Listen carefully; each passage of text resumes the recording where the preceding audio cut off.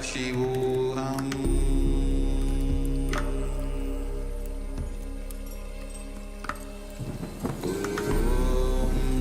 Nithyananda Paramashivoham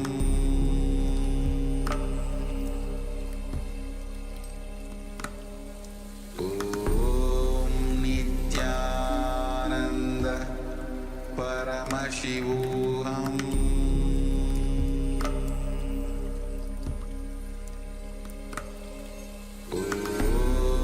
Nithyananda Paramashivoham Nithyananda Paramashivoham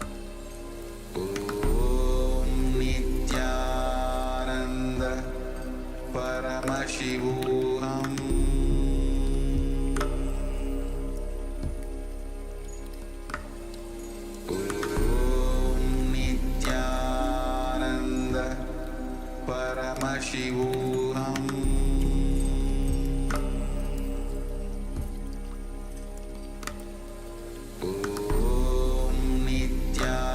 Nithyananda Paramashivoham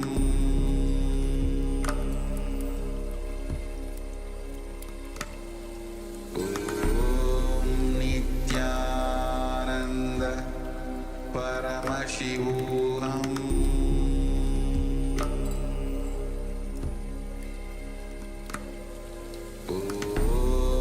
Nithyananda Paramashivoham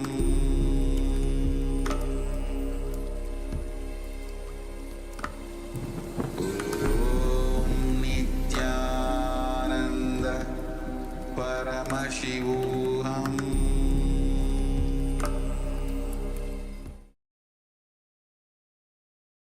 We welcome all the glimpses of Paramashivoham program participants to the first session of the day, Nithyananda Yoga. Let us all now settle down on our yoga mats with a Panchapatam and Udani. All the male bodies, please remove your upper cloth and apply the vibhuti on the 16 places all over your body. Wear the Rudraksha Mala and apply the Kumkum on your third eye. As you settle down in a comfortable cross-legged position with the head, neck and spine in a straight line, the hands in Namaskara Mudra in front of the heart center, and invoke Swamiji's presence by chanting the Sadguru Vandanam.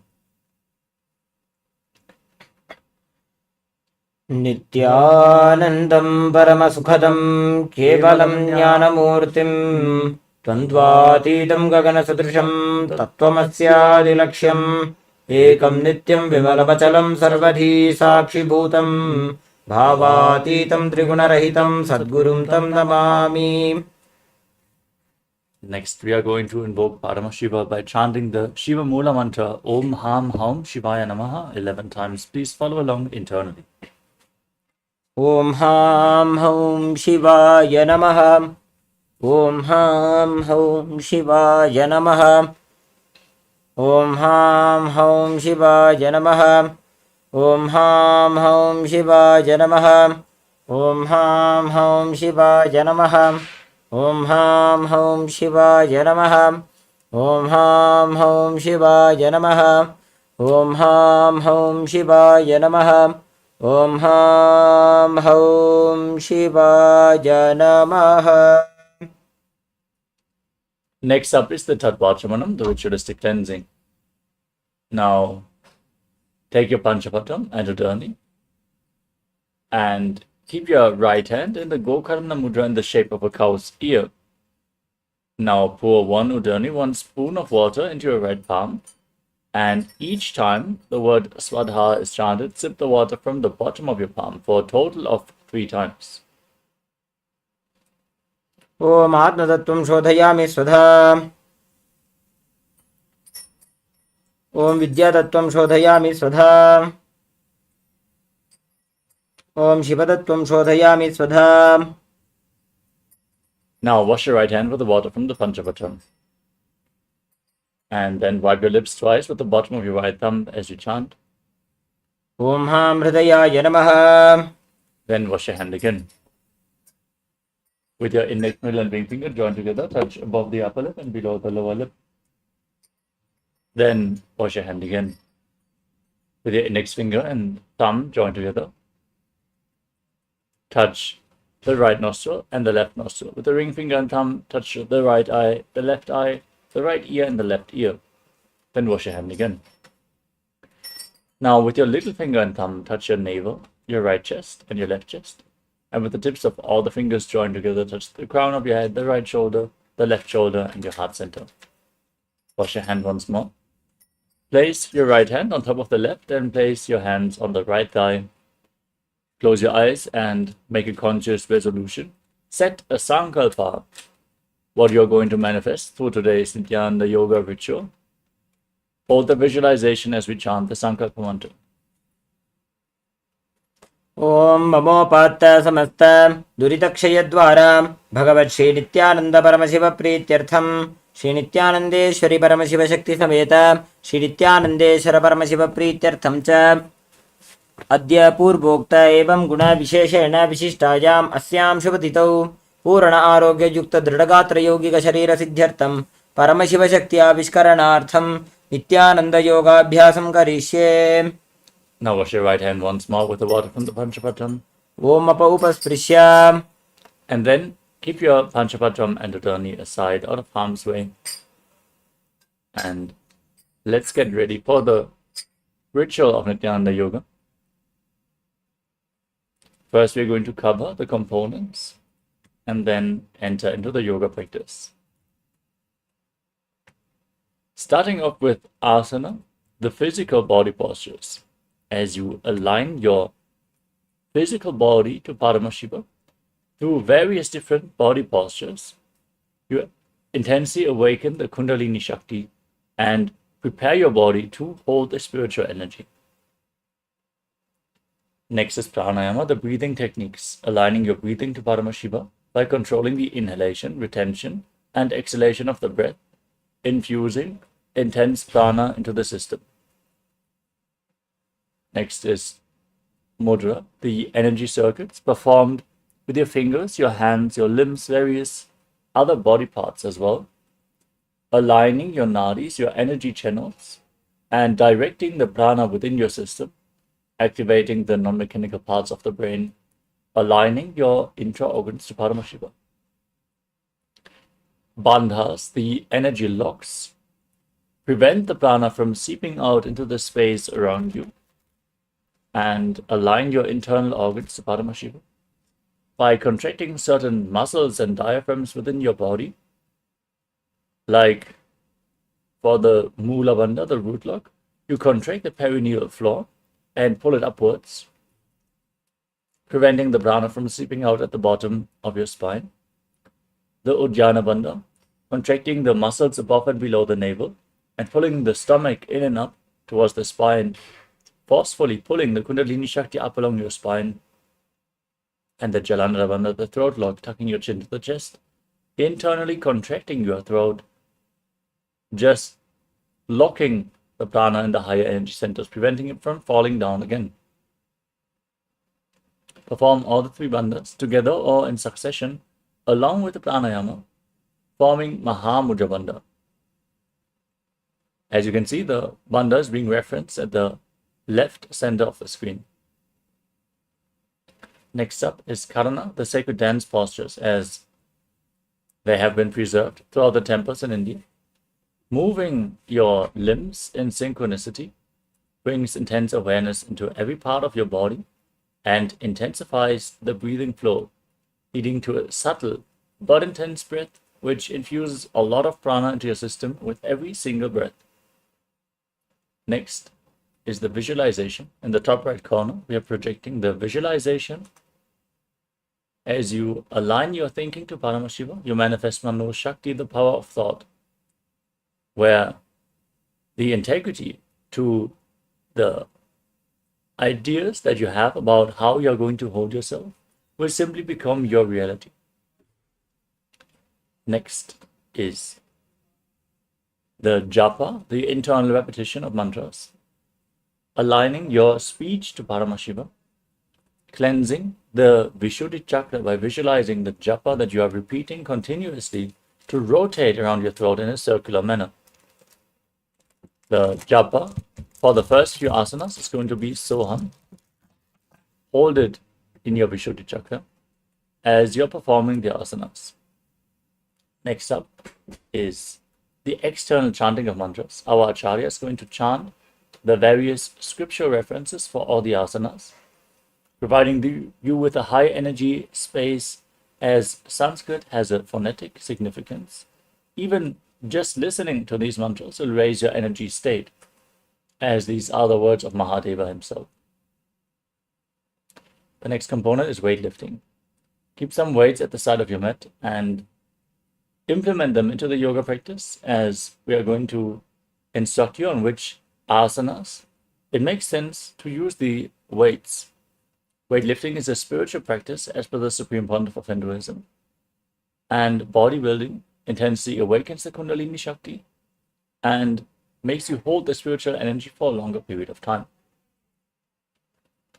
Next up is mandala, the two-dimensional reflection of certain gods and goddesses. You can see in the background we're projecting the Shri Yantra, which is the representation of the entire macrocosmos mirrored into a two-dimensional, sacred, geometrical figure. As you gaze,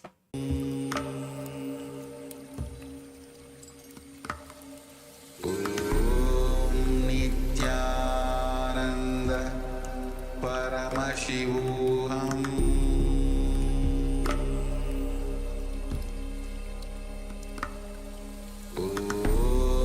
Nithyananda Paramashivoham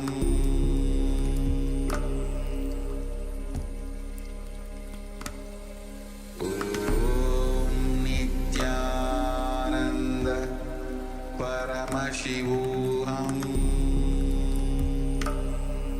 Nithyananda Paramashivoham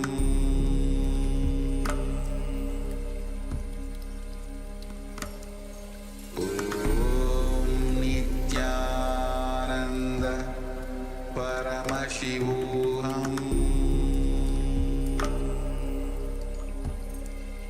Paramashivoham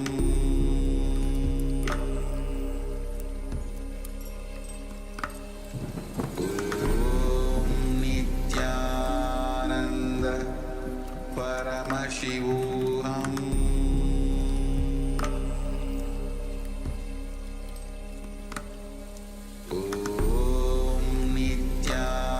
Nithyananda Paramashivoham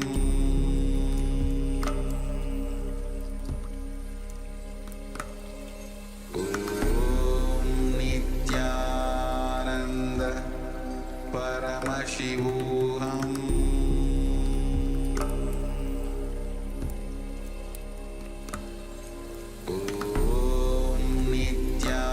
Nithyananda Paramashivoham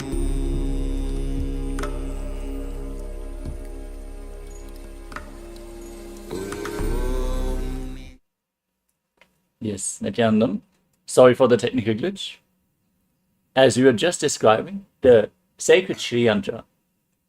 Fix your focus on the Shri Yantra, gaze at it intensely but gently, like you would gaze at a rose, to mirror the macrocosmic energies into your microcosmos and awaken your cosmic DNA. Now, the next component is Avarana, the sacred Rudraksha jewelry. The Rudraksha beads are capable of holding on to spiritual energy more intensely than any stone. So wear Rudraksha beads on your body at any given time, holding your body in the high energy state. And finally, we have Aushadha, the sacred Siddha medicines, like Vibhuti and Kumkum. Apply these Aushadhas on your skin and infuse intense prana into your system. With this, we come to the beginning of the asana practice. Settle down in a comfortable cross-legged position with your head, neck, and spine in a straight line. Keep your hands on top of the knees in Bindu Mudra with index fingers and thumbs together. Gaze forward as you Visualize Lord Shiva in your inner space. Breathe in Samana Kumbhaka. Inhale into your navel region and visualize the prana accumulating and kindling a fire in your stomach region. As you hold your breath, engage all the bandhas, Mahamudra Bandha. Contract the perineal floor, Mudra Bandha, pull your stomach in and up and lock the stomach, Uddiyana Bandha, and tuck your chin to the chest and lock your throat, Jalandhara Bandha.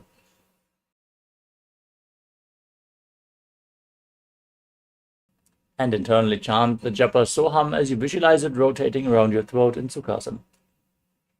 तत्सुखासनमित्युक्तमशक्तस्तत्समाचरेत् आसनं विजितं येन जितं तेन जगत्त्रयम्. Next up is Parvatasana. Now place your feet on top of opposite thighs. In Padmasana, join your hands in Anjali Mudra, palms together and raise them up above your head. Keep your elbows straight, engage all the bandhas and visualize yourself as Mount Kailash. अथ पक्षे महादेव पर्वतासनमङ्गलं यत्कृत्वा स्थिररूपी स्यात् षट्चक्रादिविलोपनम्.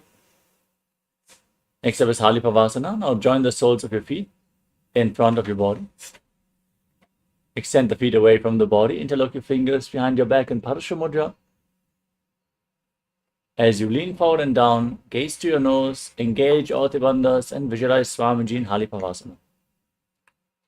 पूरवविधियाहु मे जानो उभय पगदली संपुटटानो पिष्टपछेदो वो करल्यावो दक्षिण करसो वाम गहावो.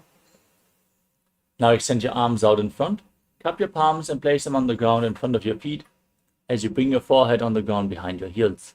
Gaze to your nose, engage all the bandhas, visualize yourself as a snake in Nagipavasana. पूरवविधिपर्यागाने नीचौहौ वीकहूनि फणास्यो लगायि. Next up is Kokilasana. Now hold on to the big toes in Prana Mudra with index and middle fingers. Extend your legs forward and up, and then cross them into Padmasana. Then lean forward and down onto your elbows as you engage all the bandhas and visualize yourself as a bird in Kokilasana. अथान्यदासनं वक्ष्ये येन सिद्धो भवेन्नरः अकस्मात् वायुसञ्चारं कोकिलाख्यासनेन च. Next up is Nithyananda. Now stack your knees and ankles, hold on to opposite elbows, and start rotating your arms in a circular motion. Gaze to your nose, engage Ardhavandhas and visualize Swamiji as you change the direction of the movement every once in a while in Nithyananda.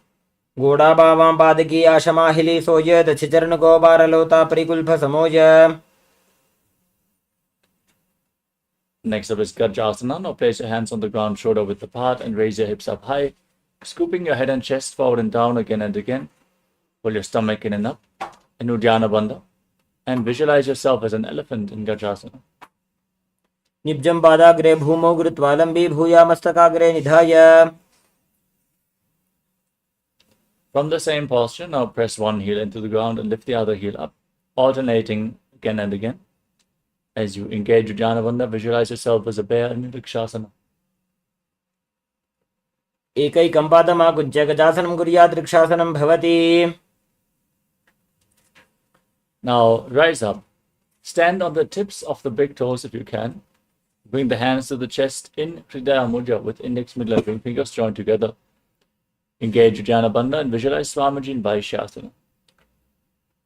केशेन पादयुगलं बद्ध्वा तिष्ठेत् अधोमुखः अथ वैश्यावक्षे यत्कृत्वा सत्यवान् भवेत्.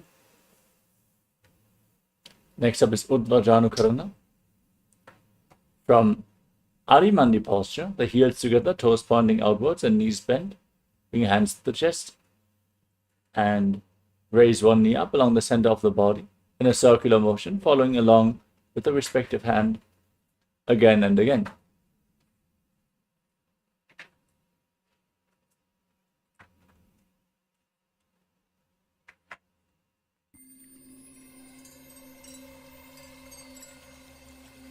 I welcome you all with my love and respect. Let you all open all your three eyes. Om Nithyananda Paramashivoham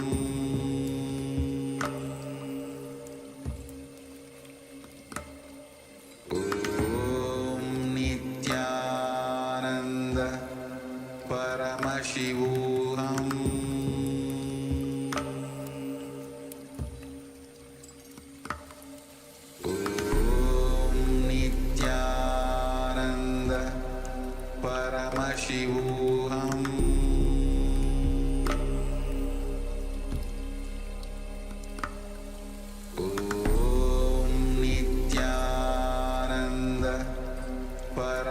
Paramashivoham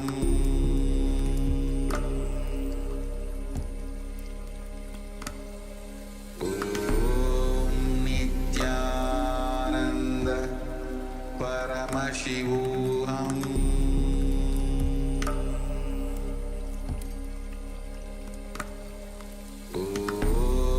Nithyananda Paramashivoham.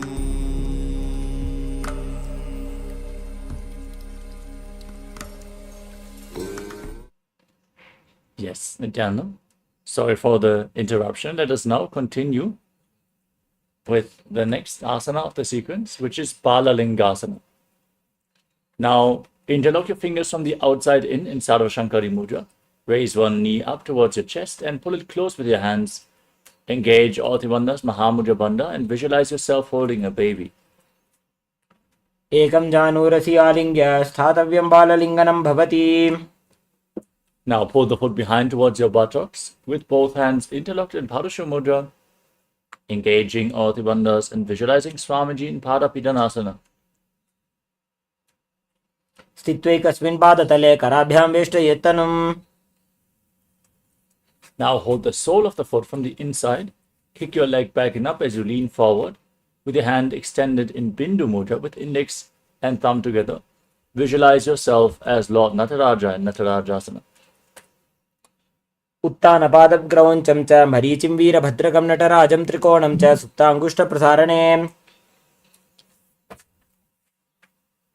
Next up is Balalingasana on the other side. Again, interlock your fingers from the outside in. Pull the other knee towards your chest. Engage all Tribandhas and visualize yourself holding a baby. एकं जानुरसि आलिङ्ग्य स्थातव्यं बाललिङ्गनं भवति.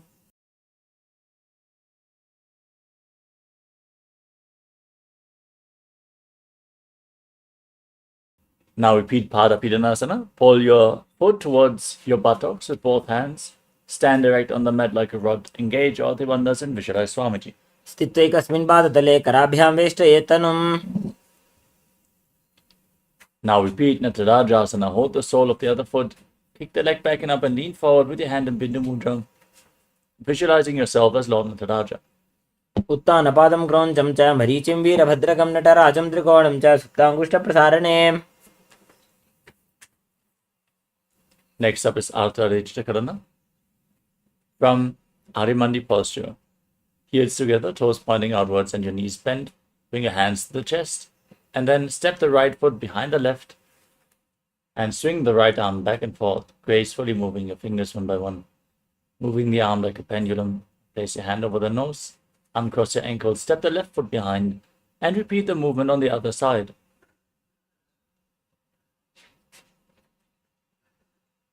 Next up is the skeleton dance. Now, dance wildly as you visualize yourself as a skeleton. Hold the visualization as you keep dancing without pattern, without repeating the dance moves. Just visualize yourself as a skeleton.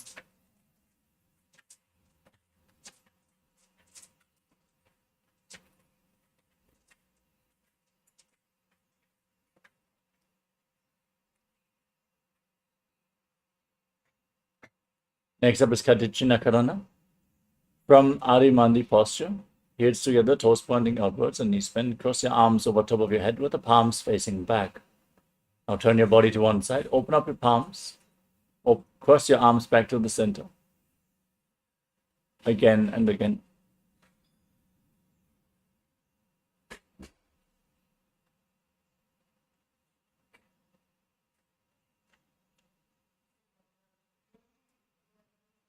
The next asana is Tadasana. From a standing position, rise up onto the tips of your toes. Raise your arms up parallel over top of your head. And engage all Tribandhas as you visualize yourself as a palm tree and internally chant Shivoham. महामुद्राबद्धकोनो ताडासनविभेदकान्विनो तानं सदा कुर्यादन्तर्पत्नी पतिप्रिया. Now lean forward and down. Place your hands on the ground if you can, otherwise lean down as low as possible. Bring your head close towards the knees. Engage all Tribandhas and visualize Swamiji in Uttanasana. महामुद्राबद्धकोनो ताडासनविभेदकान्विनो तानं सदा कुर्यादन्तर्पत्नी पतिप्रिया. Next up is Tadakshvasana. As you keep your hands flat on the ground, step your feet back into a plank position. Lock your perineum, tuck your chin to the chest in Jalandhara Bandha, and rotate your head from side to side as you visualize Swamiji in Tadakshvasana. गजासनव स्थित्वा मस्तकं वारं वारं दक्षिणकुक्षिं सव्यकुक्षिं नयेत्. Next up is Bhujangasana. Lower your body down onto your stomach. Keep the hands at the side of your shoulders. Raise your head and chest up with the strength of your lower back. As you open your mouth wide and inhale through the hollow of your throat in Bhujangani Mudra, visualizing yourself as a cobra. अङ्गुष्ठनाभिपर्यन्तम् अधो भूमौ विनिन्यसेत्. कराभ्यां च धरां धृत्वा ऊर्ध्वशीर्षफणीवहि. Next up is Shashasana. Now push your body up into the plank position and alternate pulling your knee in towards your chest back and forth as you breathe through your nose. Lead the prana along your spine and hold your breath on and off in Sahadra Kumbhaka, visualizing Swamiji in Shashasana. गजासन संस्थितो जानुद्वयमागुञ्च्य वारं वारं कर्तव्यं शशासनं भवति. Now step one foot in between the two hands and alternate, jumping the foot back and bring the other foot forward again and again as you visualize yourself as a chariot in Navatasana. गजासन संस्थितो एकैकं पादं पुरोमार्गेण भ्रामयित्वा कर्तव्यं तथासनं भवति.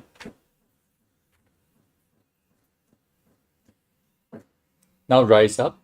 Keep one foot at the front and the other foot back. Back toes facing sideways and the front knee bend at a 90-degree angle. Raise your arms up parallel over top of your head. Gaze up towards your third eye.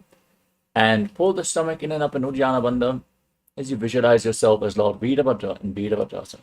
वासिष्ठमथ कौण्डिन्यम् ऊर्ध्वकुक्कुटमेव च. Now exchange the position of your feet. Keep the back toes facing sideways, bend the front knee, raise your arms up, and visualize yourself as Lord Veerabhadra in Veerabhadrasana on the other side. वासिष्ठमथ कौण्डिन्यम् ऊर्ध्वकुक्कुटमेव च. The next asana is Vrikshasana. Now raise one foot towards the inner opposite thigh. Keep the heel at the perineum. Join your hands in Anjali Mudra and raise them up above your head. With the elbows straight. Pull your stomach in and up and visualize yourself as a tree. वामोरुमूलदेशे च याम्यं पादं निधायतु तिष्ठेत्तु वृक्षवद्भूमौ वृक्षासनमिदं विदुः. Now place the raised foot on top of the opposite hip. Join your hands in Namaskara Mudra in front of your chest and visualize yourself as Lord Garuda in Garudasana. गरुडासनमावक्षे येन ध्यानं स्थिरं भवेत् सर्वदोषाद्विनिर्मुक्तो भवतीह महाबली. Now repeat Vrikshasana, the tree posture on the other side as you raise the other foot towards the inner opposite thigh and join your hands in Namaskara Mudra. Join your hands in Anjali Mudra and raise them up over top of your head. Pull your stomach in and up and visualize yourself as a tree. वामोरुमूलदेशे च याम्यं पादं निधायतु तिष्ठेत्तु वृक्षवद्भूमौ वृक्षासनमिदं विदुः.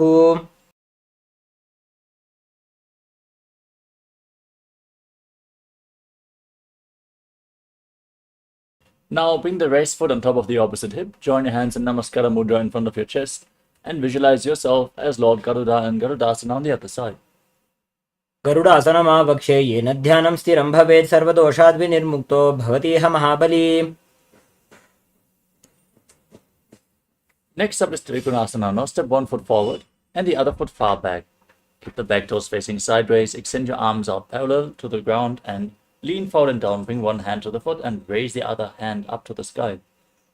Gaze upwards as you visualize yourself as a triangle. उत्तानपादं क्रौञ्चं च मरीचिं वीरभद्रकं नटराजं त्रिकोणं च सुप्ताङ्गुष्ठप्रसारणे. Rise up. Keep the arms parallel as you exchange the position of your feet. Lean down towards the other side as you gaze up into Trikonasana, the triangle posture on the other side. उत्तानपादं क्रौञ्चं च मरीचिं वीरभद्रकं नटराजं त्रिकोणं च सुप्ताङ्गुष्ठप्रसारणे. We move on to Nikuttaka Karana from Adimandi position. Heels together, toes pointing outwards and knees bent. Raise one heel off the ground. Bring your hands to the chest with the palms facing each other. Now stomp the raised heel to the mat, lift the other heel up, and exchange the position of your hands again and again.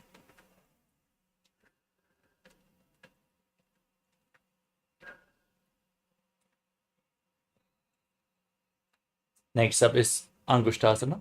Now lower your body down as you raise your heels off the mat. Sit on the raised heels with your perineum. Join your knees and bring your hands in Namaskara Mudra in front of your chest. Visualize Swamiji in your inner space as you start buzzing like a bee on the in and exhalation in Brahmari Kumbhaka, and internally chant the Nujapa Sadashivoham in Angushtasana. कबन्धासनमित्याहुः गोरक्षासनमेव च अङ्गुष्ठमुष्टिकं ज्ञेयं ब्रह्मप्रासादितं तथा. Now step 1 foot forward and keep your hands at the side. The palms facing forward in Vara Mudra with your fingertips barely touching the ground. Visualize Swamiji in Saurasana. प्रसार्यैकं पादतलं संस्थाप्य त्वेकपादकम्. Now hold on to the big toe of the front foot and the back heel with the other hand. Balance in this posture as you visualize Swamiji in Vidunanasana. गुल्भस्थितो पादमेकं प्रसार्य तत्पादाग्रं संस्पृश्य तत्करेण. Now step the other foot forward. Exchange the position of your feet. Keep the hands at the side, palms facing forward in Saurasana. प्रसार्यैकं पादतलं संस्थाप्य त्वेकपादकम्. Now hold on to the big toe and the back heel as you visualize Swamiji in Vidunanasana. गुल्भस्थितो पादमेकं प्रसार्य तत्पादाग्रं संस्पृश्य तत्करेण. Now step both feet in and sit on the raised heels. Separate your knees and place your hands on top with the palms facing up. As you tuck your chin to the chest, lock your throat in Jalandhara Bandha and gaze through the gap between the palms in Shambhavi Mudra. Eyes open wide, unblinking. Actually gazing within as you visualize Swamiji in Brahmadurankushasana. दोवु फणा पाणी होए वैसे एड़ी दोगुदानी वैसे कोरबक दलियां की माहिली Ayush माहेरा शेमिली. Now place your knees on the mat. Keep sitting on raised heels with your toes tucked. Keep your hands on your thighs. Gaze to the tip of your nose. Pull your stomach in and up as you visualize yourself as sage Kapila Muni, the founder of Mahanindvani Pita, in Kapilasana. उभय पगधली समटहरावे तिनको माहिली core मिलावे. Maintain this posture but shift your gaze up towards your third eye. Visualize Swamiji as you contract the perineal floor in Bhattalakasana.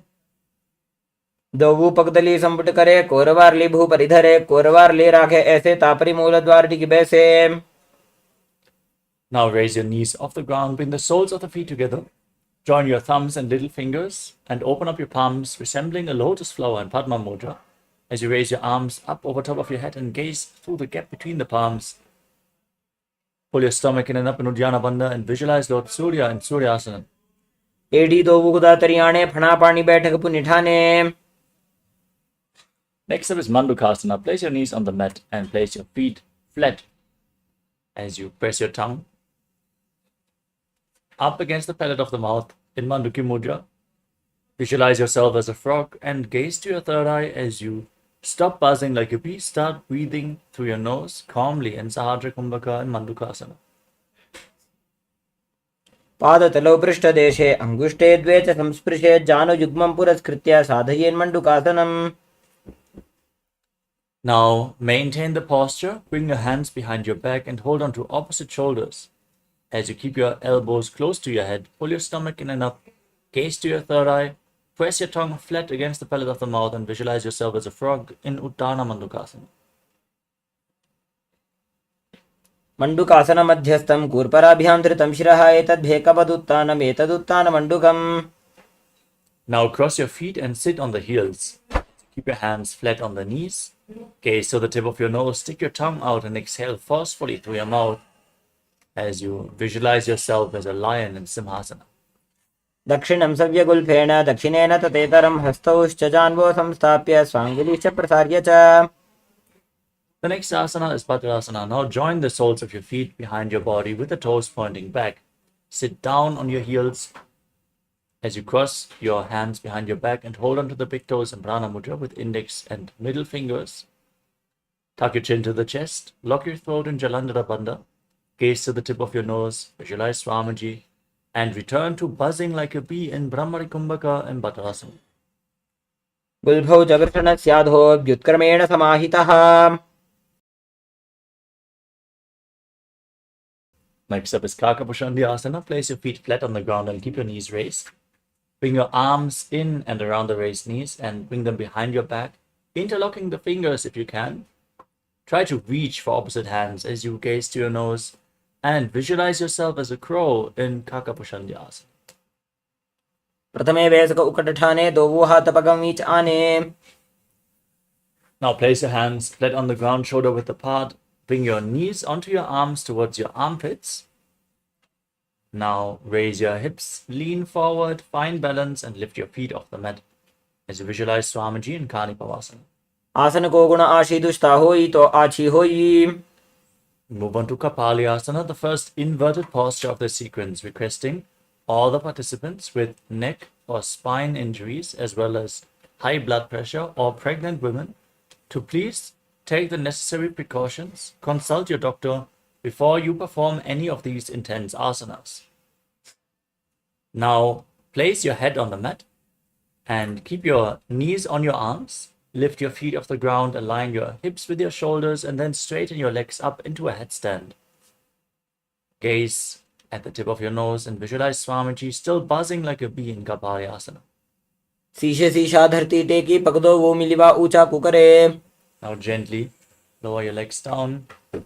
Come to a squatting posture with your hands flat on the ground.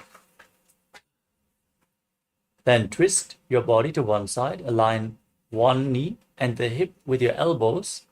As you lean forward, lift your body off the ground and extend your legs out to the side. Gaze to your third eye, visualize yourself as a peacock, and start performing the Rechaka Kumbhaka. As you exhale all the way, hold your breath in the exhaled state again and again in Paramashivoham. मयूरं दंडवत् कुर्यान् मायूरं दंडनामकम्. Now twist your body in the opposite direction, align your knee and hip with your elbows, lift your body off the ground, and visualize yourself as a peacock in Paramashivoham on the other side. मयूरं दंडवत् कुर्यान् मायूरं दंडनामकम्. Now place your hands flat on the ground and step your feet back into the plank position, Tadakshasana. And then step one foot outside the respective shoulder in between the two hands. Push your hips forward, contract the perineal floor, gaze up towards your third eye, and visualize yourself as Lord Kala Bhairava in Bhairaganatasa. आसन को गुण पीती जाई. Now step the foot back, bring the other foot in between the hands. Gaze up, visualize yourself as Lord Kala Bhairava. Repeat Bhairaganatasa on the other side. आसन को गुण पीती जाई. Step the front foot back. And from the plank position, now bring your forearms on the ground. Keep your hips raised. Then walk your feet slightly forward. Try to bring your heels to the mat as you gaze to your third eye and visualize Swamiji in Unmukha Pitasana. भून्यस्थौ जानुनी हस्तौ चतुष्पदम वाङ्मुखम्. Rise back up onto your hands and then rotate your body. Lift one hand up towards the sky. As you gaze up along the raised arm, keep your core intensely engaged, your body completely straight. Balance on one arm as you visualize yourself as Sage Vashishta in Vashishtasana. ऊर्ध्वकुक्कुटवासिष्ठ मरीचहल मत्स्यकम्. Now place the raised hand on the ground, lift the other hand up, rotate your body to the other side, gaze up, and visualize yourself as Sage Vashishta in Vashishtasana on the other side. ऊर्ध्वकुक्कुटवासिष्ठ मरीचहल मत्स्यकम्. Now come to a seated posture with your legs extended forward. Bring your hands underneath the buttocks with the palms facing up. Lock your chin to the chest, gaze towards your navel. As you visualize yourself as Lord Hanuman, keep breathing in Rechaka Kumbhaka and internally chant the new japa Mahasadashivoham in Anjani Asana. दोवू करकी ube हथेली कोरवारली मैले भेली.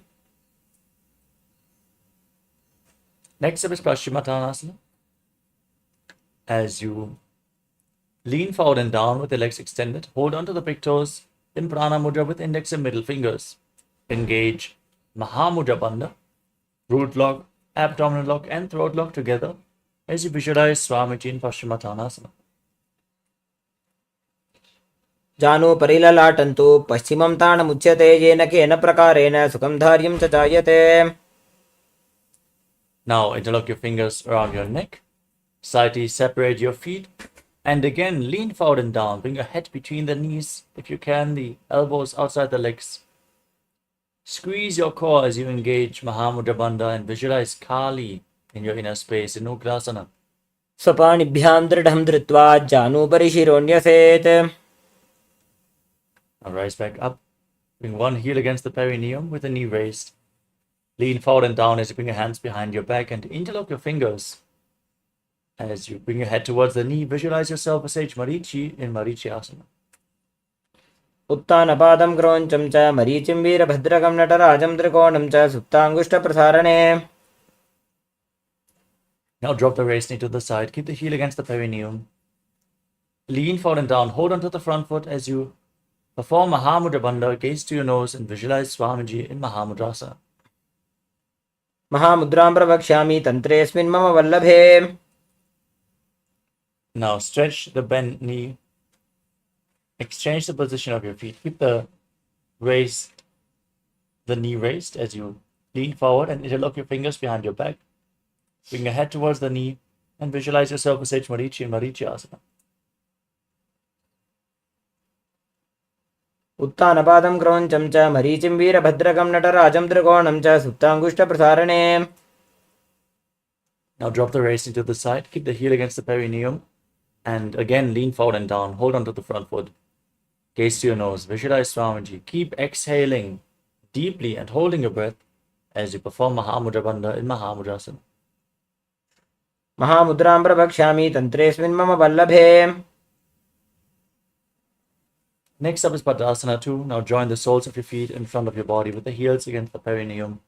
Interlock your fingers around the toes and push your knees down to the mat as you gaze to your third eye and visualize Swamiji in your inner space in Padasana 2. गुल्भौ दुवृषणस्यादः सीवन्त्याः पार्श्वयोः क्षिपेत्. Now extend your feet away from the body and place your hands on the knees. As you tuck your chin to the chest, gaze to your nose and visualize Swamiji in Kvalipavasana. पूरव चरपट चौक कक्ष्यो सोजी बाही विधि जो कीजे सोजी यामे AD भिन्न जराशे अंगुल 8 अंतरो राशे. Next up is Joni Asana. Now bring the feet back in towards your body. Hold on to the soles of the feet with all your 10 fingers as you gaze to your nose and visualize the Yoni Mandala, the visual representation of Devi Paramashiva Shakti leaning forward and down. Bring your head down to the ground in Joni Asana. दोवु पकदली संपट करे AD मेडके Dhing दरे. Next up is Midaki Pavasana. Now extend your feet away from the body. Keep the heels together, the toes separate. Extend your arms out to the side and lean forward and down. Bend from your hip as you bring the forehead on the ground behind your heels. Gaze to your nose and visualize Swamiji in Midaki Pavasana. पूरव विधि परिपकथली संपूर्ण शोल AD milli राशे. Rise back up. Bring your feet back in towards the body. Keep the toes together and the heels apart. Bring your hands below the shins with the palms facing up. Elbows on the ground and place your face on the ground in front of the feet with your toes touching your throat. Gaze to your nose and visualize Lord Surya in Siddha Samadhi Asana. दोवु पकदली संपट करे 16 मेढ आगा में धरे. Rise back up. Now bring the feet in, the heels together and the toes apart as you open your feet like a book. Press your elbows on your thighs and gaze to your nose, visualizing Swamiji in Chinaki Bhavasana. दोवु पकागी एडी धरती मगिवा मेढ लगावे. Now bring the soles of your feet together, the heel against the perineum. Place your hands on the knees and press the knees down to the ground as you pull your stomach in and up in Uddiyana Bandha. Gaze to your third eye and visualize Swamiji in Charapata Chokasana. दोवु पकदली संपुट धारे आगा ने कर जारे पसारे. The next asana is Bhairavasana. Now twist your feet, raise the heels up and bring the toes to the mat. Then place your knees on the ground and your hands on top of the knees in Bindu Mudra with index and thumb together. Gaze to your third eye. Pull your stomach in and up in Uddiyana Bandha and visualize yourself as Lord Kala Bhairava in Bhairavasana. गुल्भौ सम्पीड्य चान्योन्यं व्युत्क्रमेणोत्थितं शनैः. Next up is Samanasana. Now, keep one heel against the perineum and lift the sole of the other foot against your chest. Gaze up towards your third eye as you visualize Swamiji in your inner space. Exhale and hold your breath in the Muladhara Chakra in Samanasana. समानासनमावक्षे सिद्धमन्त्रादिसाधनात्. Now lift the leg over your shoulder and extend the other leg forward. As you keep your hands at the side for balance, gaze up towards your third eye and visualize Swamiji in your inner space in Apanasana. केवलं पादमेकं च स्कन्धे चारोपि यत्ततः. Now bring the other heel against the perineum, lift the opposite foot against your chest. Gaze to your third eye and visualize Swamiji in Samanasana. समानासनमावक्षे सिद्धमन्त्रादिसाधनात्. Lift the leg over your shoulder and extend the other leg forward and up. Gaze to your third eye as you visualize Swamiji in Apanasana. केवलं पादमेकं च स्कन्धे चारोपि यत्ततः. Now stack your knees in front of your body. Keep the heels at the outside of the hips. Interlock your fingers and place them on the top knee. As you gaze to the tip of your nose and visualize the face of a cow in Gomukhasana, breathing in Siddhkari Kumbhaka. Press your tongue against the palate of your mouth without touching your teeth and hiss through your teeth as you inhale through your mouth and then exhale through your nose. Internally chant the new japa Om Nithyananda in Gomukhasana. सव्ये दक्षिणगुल्फं तु पृष्ठपार्श्वे नियोजयेत्. Now hold on to the big toes in the same posture. Hold on to the big toes in Prana Mudra. As you gaze to the tip of the nose, pull your stomach in and up and visualize yourself as Rishika Anasuya in Anasuyasana. दक्षिण गोडों नीचे उठाने, बाहों ताके ऊपर आने. Now interlock your fingers behind your back. Gaze to your nose as you lean forward and down, bring the nose to the mat in Anasuyasana too. जीमणा गोदा की संधि उपरिड़ा वा गोड़ा की संधि मिलाई राशे गोड़ा शिवले पकतल्यालो आडवाई सुधा राशे. Now place the right foot flat on the mat and keep the knee raised, the other heel against the perineum, hands on the respective knees. Gaze to your nose and visualize yourself as Lord Garuda and Garudasana too. डाबो पगमोड़ी एडी माहिलो गुल्फमूल द्वारनी चैदे. Now raise your perineum onto the heel, interlock your fingers around your neck. As you twist your elbows outside the raised knee, gaze to your third eye and visualize yourself as Sage Narada and Naradasana. पिष्ट जुबाम पगदली केरी भूपरिता ही लगावे फेरी. Now bring the left foot on top of the right thigh. Keep the right knee raised. Hold on to the right shin with the left hand and the right big toe with the right hand in Prana Mudra. Gaze to the tip of your nose and visualize Matsya, the fish avatar of Lord Vishnu in Matsya Pitakasana.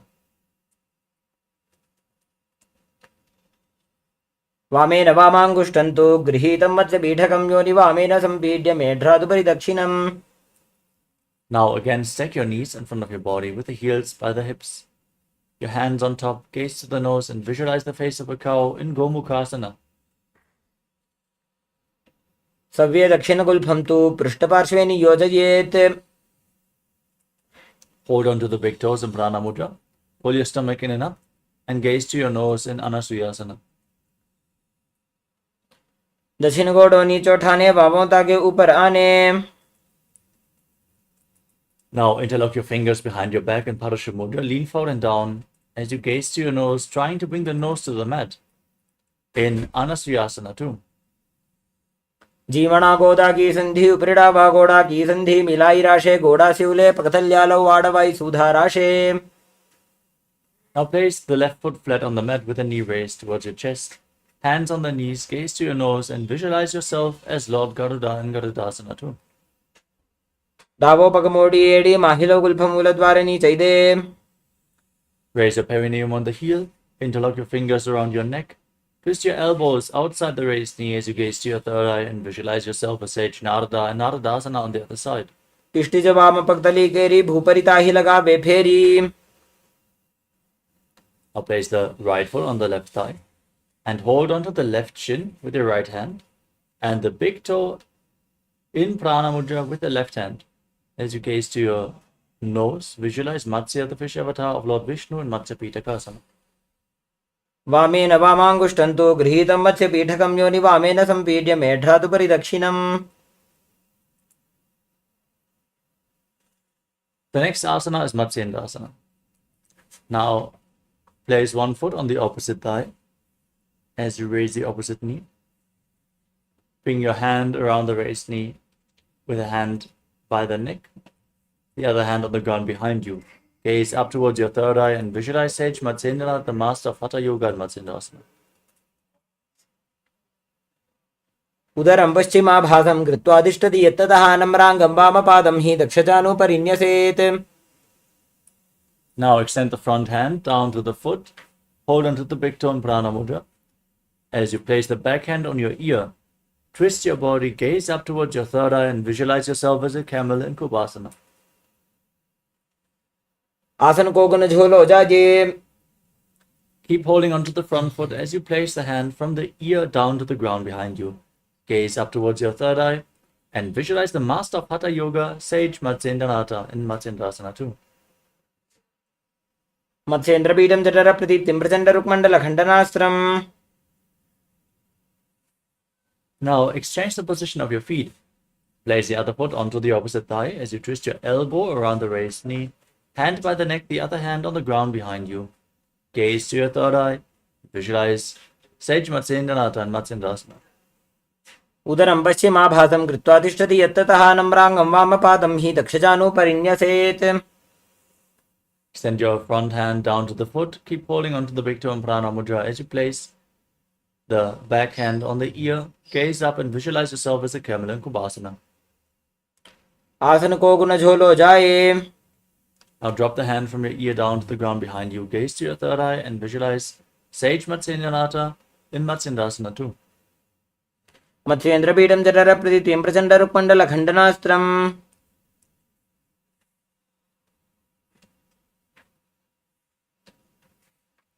Now place your feet onto opposite thighs. Sit in Padmasana with your hands on the knees. Gaze to the tip of your nose. Engage all three bandhas, Mahamudra Bandha, as you visualize yourself as Lord Shiva. Breathe in Sitali Kumbhaka. Press your tongue against the back of your teeth and hiss through your teeth on the inhalation as you internally chant the new japa, Om Nithyananda Mahasadashivoham. आसनं द्विविधं प्रोक्तं पद्मं वज्रासनं तथा. Now, cross your hands in front of your body and hold onto the big toes in Prana Mudra with the index and middle fingers. Gaze to the tip of your nose and visualize yourself as Goddess Parvati, the consort of Lord Shiva. उत्तानौ चरणौ कृत्वा ऊरुसंस्थो प्रयत्नतः. Next up is Kukutasana. Now bring your hands through the legs and place your palms flat on the ground. Straighten your arms and pull your knees up towards your chest, lifting your entire body off the ground, balancing on your arms as you visualize yourself as a rooster and breathe through your nose in Sahaja Kumbhaka. पद्मासनं सुसंस्थाप्य नाड्वोरन्तरे करो. From Padmasana, rise up onto your knees and place your hands on the ground in front of you with the fingers pointing towards your body. Bend your elbows and bring them towards your navel as you lean forward. Lift your legs off the ground and balance on your arms, visualizing Swamiji in Baddha Kiki Asana. धरामोष्टभिकरद्वयेन तत्कूर्परिस्थापिता नाभिपार्श्वः. Now extend your legs into Mayurasana with your hands on the ground, the elbows by the navel. Lean forward and down. Find balance and lift your legs up straight off the ground as you visualize yourself as a peacock. अथ पक्षे Mahadev मयूरासनमुत्तमम्. Lay down on your stomach with your forehead on the ground. Interlock your fingers around the neck and turn your feet outwards so the toes are pointing to the side, the heels are on the ground. Visualize yourself as a crocodile in Makarasana. अध्यासशेते हृदयं निधाय भूमौ च पादौ च प्रसार्यमानो. Now keep your hands at the side of your shoulders and raise your legs off the mat. Engage your back muscles as you visualize yourself as a locust in Shalabhasana. अध्यासशेते करयुग्मवक्षो भूमिमवष्टभ्य करयोस्तलाभ्याम्. Now bend your knees and hold onto the feet as you pull your heels outside the hips onto the ground. Visualize yourself as a camel in Ushtasana. अध्यासशेते पदयुग्मव्यस्तं पृष्ठे निधायापि धृतं कराभ्याम्. Hold onto your feet, then kick your legs back and up and raise your head and chest. Gaze up towards your third eye as you visualize yourself as Pinaka, Lord Shiva's bow in Dhanurasana. प्रसार्यपादौ भुविदण्डरूपौ करोच पृष्ठे धृतपादयुग्मम्. Now come to a kneeling posture. Sit in between your heels. Keep the heels outside the hips with the toes touching behind your back. Keep your hands on the knees. Gaze to your third eye. As you visualize Swamiji, breathe calmly through your nose and internally chant the new japa Om Nithyananda Paramashivoham in Bhagasana. उल्टा मोड़ी पाव दो वैसे बहुरोज गति करे एक ऐसे. Next up is Gohyasana. Now place your forearms on the ground. Elbows shoulder width apart. Get ready for another inverted posture. You can set yourself up in front of a wall. Now bring your head down, supported with your hands, raise your hips, straighten your legs and walk your feet forward, aligning your hip with the shoulders, and then pull your legs off the ground, your knees towards the chest. Squeeze your body into a ball, try to touch your chin with your knees as you gaze to the tip of the nose and visualize Swamiji in Gohyasana. दो हाथ की कहुनी जो जी पुनः कलाई जाने दो जी. Now straighten your legs up into Shirshasana, the headstand, as you gaze to your nose and visualize Swamiji in your inner space. विपरीतं मण्डलं च द्विधैव विदितं हिनः. Gently lower your legs down. Come to a seated posture with your legs extended forward. As we get ready for a sequence of rapid exhalations from the abdomen without inhaling. Just exhale again and again in Bhastika Kumbhaka, like the bellows of a blacksmith. Don't worry, the air will naturally flow back into your lungs. Just continuously exhale, intensely cultivating the fire in your navel region as you raise your legs up vertically in front of your face. Hold the calves with your hands and visualize Swamiji in Podhyasana. दो हाथ पग बाहर आने घोड़ा तरे काकसी ठाने. Keep performing Bhastika Kumbhaka as you bring your hands behind your back, hold on to opposite shoulders, and extend your legs forward and up as you gaze to your third eye and visualize yourself as a mace in Palighasana. उत्तानशयनं कृत्वा पादौ मिलित्वा प्रसार्य. Now extend your arms out in front, parallel to the ground, as you raise your legs up vertically. Raise your legs up at a 45-degree angle. Gaze to your third eye and visualize yourself as a boat in Naukasana. उत्तानशयनं कुर्पराभ्यां भूमिमष्टभ्य. Now scoop your hands below the feet as you bring the soles together and pull your feet against your chest. Gaze to your nose and visualize yourself as Lord Rudra in Rudrasana. पगथली संपूर्ण करी हाथस्य पग ऊंचाई. Now breathe calmly. Lay on your back. Keep your feet flat, the knees raised. The hands by the feet as you push your hips up high. Lock your throat and breathe in Mocha Kumbhaka. Push the air up against the throat lock. Try to prevent it from escaping in Mocha Kumbhaka as you gaze to the nose and visualize Swamiji in Unmukha Pitasana too.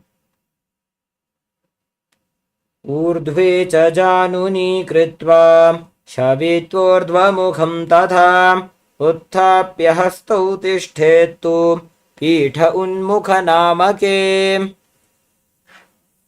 Now lay down on your back. Keep your body completely flat. The hands at the side of your hips, palms facing up. Completely unclutch from any internal or external movements. When thoughts arise, witness them, but don't engage. Just let them pass by.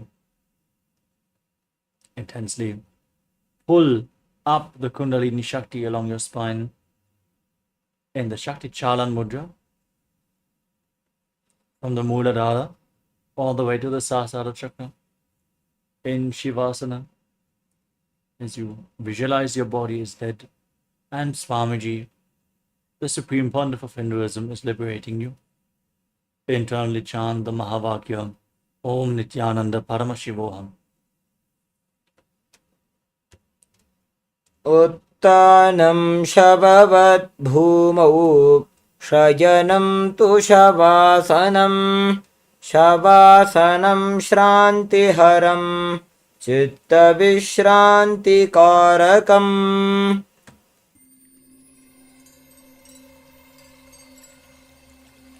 I welcome you all with my love and respects. Let you all open all your three eyes.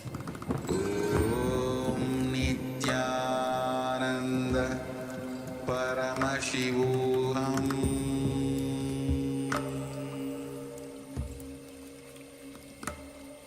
Om Nithyananda Paramashivoham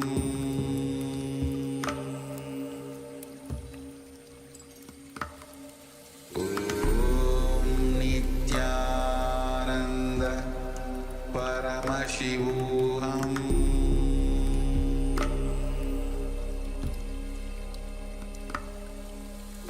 Om Nithyananda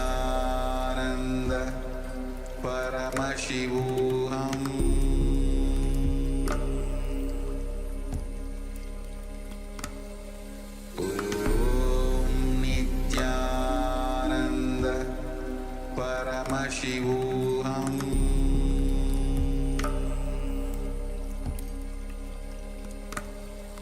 Om Nithyananda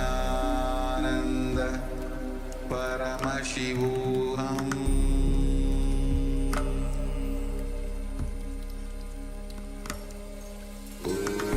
Om Nithyananda Paramashivoham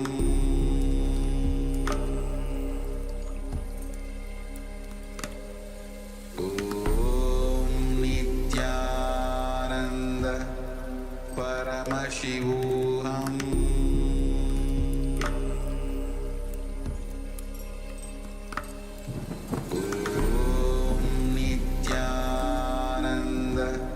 Paramashivoham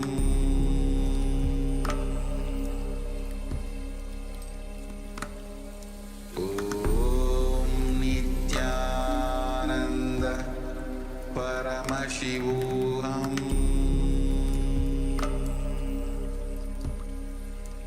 Paramashivoham Om Nithyananda Paramashivoham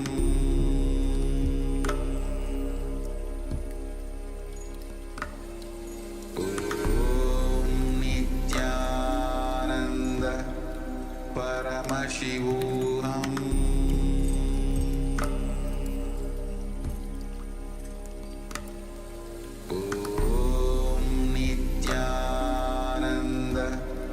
Paramashivoham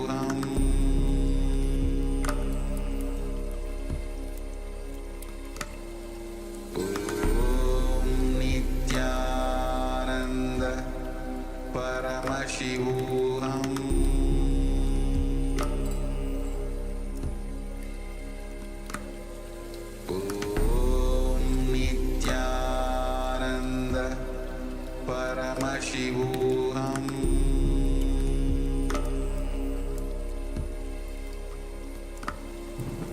Om Nithyananda Paramashivoham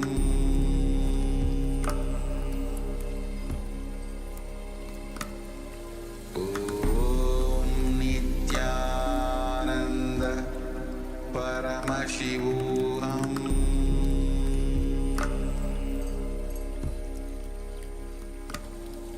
Om Nithyananda Paramashivoham Om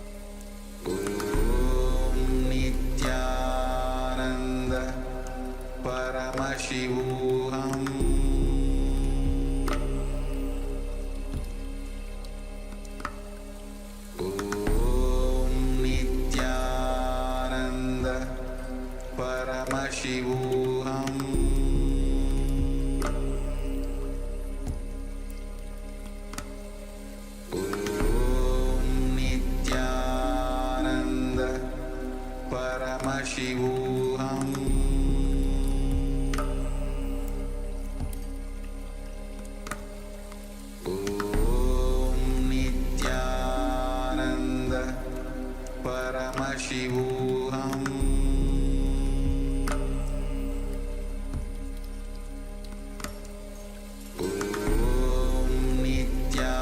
Nithyananda Paramashivoham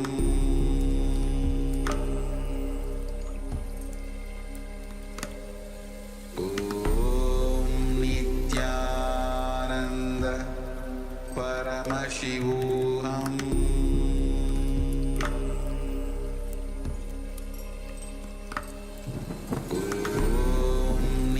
Nithyananda Paramashivoham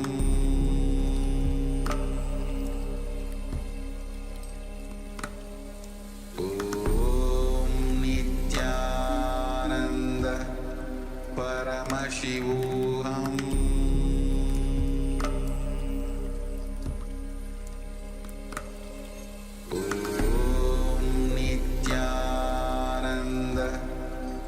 Paramashivoham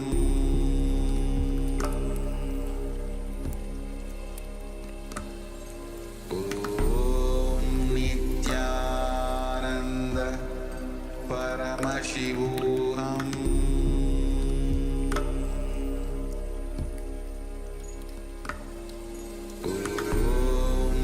Nithyananda Paramashivoham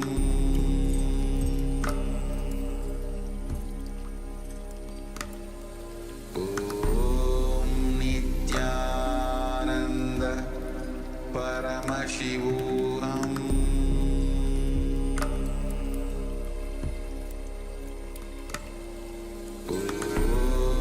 Nithyananda Paramashivoham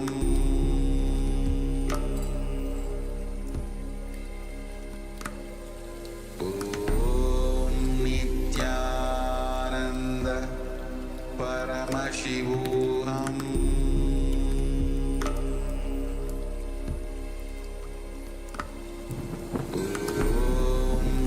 Nithyananda Paramashivoham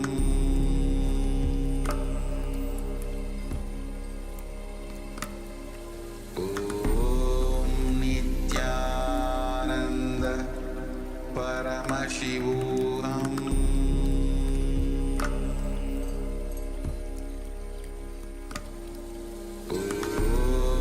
Nithyananda Paramashivoham. Now, slowly return to your physical body. Start to wiggle your fingers and toes, your wrists and your ankles, your elbows and your knees. Move your arms and legs and pull your knees up towards your chest. And circle your legs with your hands and rock your body from side to side as you slowly return to a comfortable seated position.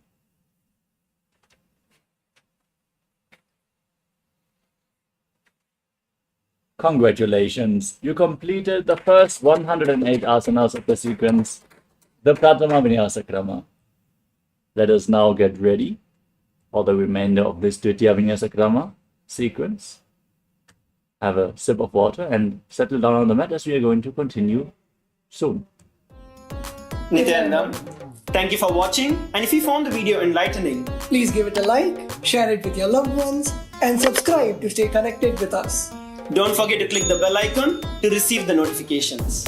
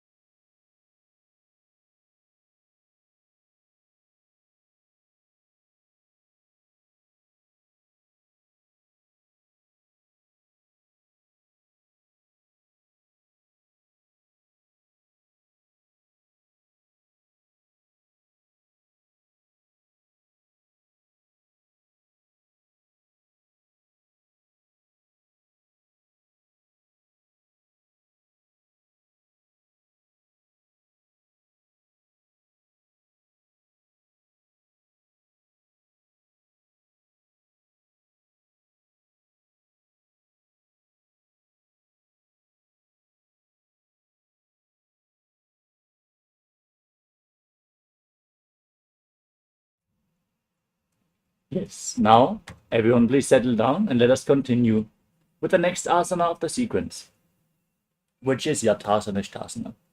Sit in a posture that brings ease to your physical and mental space. Keep your hands on your knees in Bindu Mudra with index fingers and thumbs together. Visualize Swamiji in your inner space. Breathe in Samana Kumbhaka into your navel region, visualizing the flame being kindled in your stomach as you internally chant the japa Om Nithyananda Paramashivoham. पर्यङ्कं तत्समाख्यातं यत संस्थां यथा स्थितिः. Next up is Samasana in a cross-legged position with your hands on the knees in Bindu Mudra. Inhale and exhale as deep as you can, again and again, as you visualize Swamiji in your inner space. इदानीं गर्भिणीनां योगाभ्यासो यथा लघो सुखप्रसवलाभाय प्रोच्यते प्राक्तने पति. Next up is Muktasana. Keep your hands flat on your knees as you bring the left heel against the perineum and place the right foot on top of the left foot. Gaze to the tip of your nose and visualize yourself as a sage liberated by the Supreme Pontiff of Hinduism. निपीड्य सीविनीं सूक्ष्मां दक्षिणेतरगुल्पतः वामं याम्येन गुल्पेन मुक्तासनमिदं भवेत्. Next up is Siddhasana. From the same posture, now shift your gaze up towards your third eye as you visualize Swamiji in your inner space. स्थाणुस्संयमितेन्द्रियोचलदृशा पश्यन् भ्रुवोरन्तरं चैतन्मोक्षकपातभेदजनकं सिद्धासनं प्रोच्यते. We move on to Siddhi Asana. Now shift your gaze to the ground in front of you. Engage all three bandhas, Mahamudra Bandha, root lock, abdominal lock, and throat lock as you visualize Swamiji in your inner space. वामपादिके डीजानो शिवनिमदिटासकोण्टानो दचुपादिकी एदी जोयी मेदुमदि लगावे सोया. Next up is Rudrasana 2. Now keep your hands in Bindu Mudra on top of your knees as you gaze up towards your third eye and visualize yourself as Lord Rudra. वामचरण परिदक्षिण राखे एकजुगति आसे विदिधाके.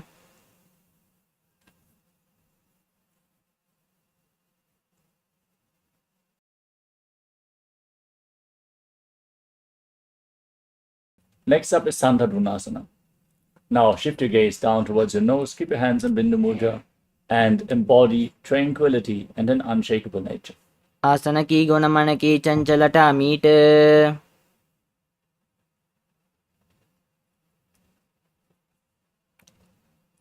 The next asana is Siddhasana 2. Now cup your hands over top of each other in front of your navel in Samputa Mudra, resembling a closed lotus flower, as you visualize Swamiji in your inner space in Siddhasana 2.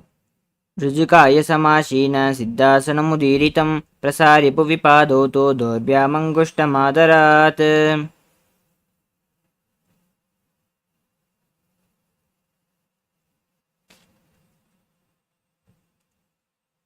The next asana is Bandha Yoni Asana. Now set the Sankalpa to manifest through the womb of creation. As you inhale deeply and hold your breath, entering Shanmukhi Mudra. Lock all the five senses with your fingers. Lock your mouth with your little fingers, your nostrils with the ring fingers, eyes with middle and index fingers, and your ears with your thumbs. यत्र मध्ये महादेव बन्धयोन्यासने शृणौ यत्कृत्वा केचरो भूत्वा विचरेदीश्वरो यथा. Next up is Virasana. Now place the right foot onto the left thigh and the left foot below the right thigh.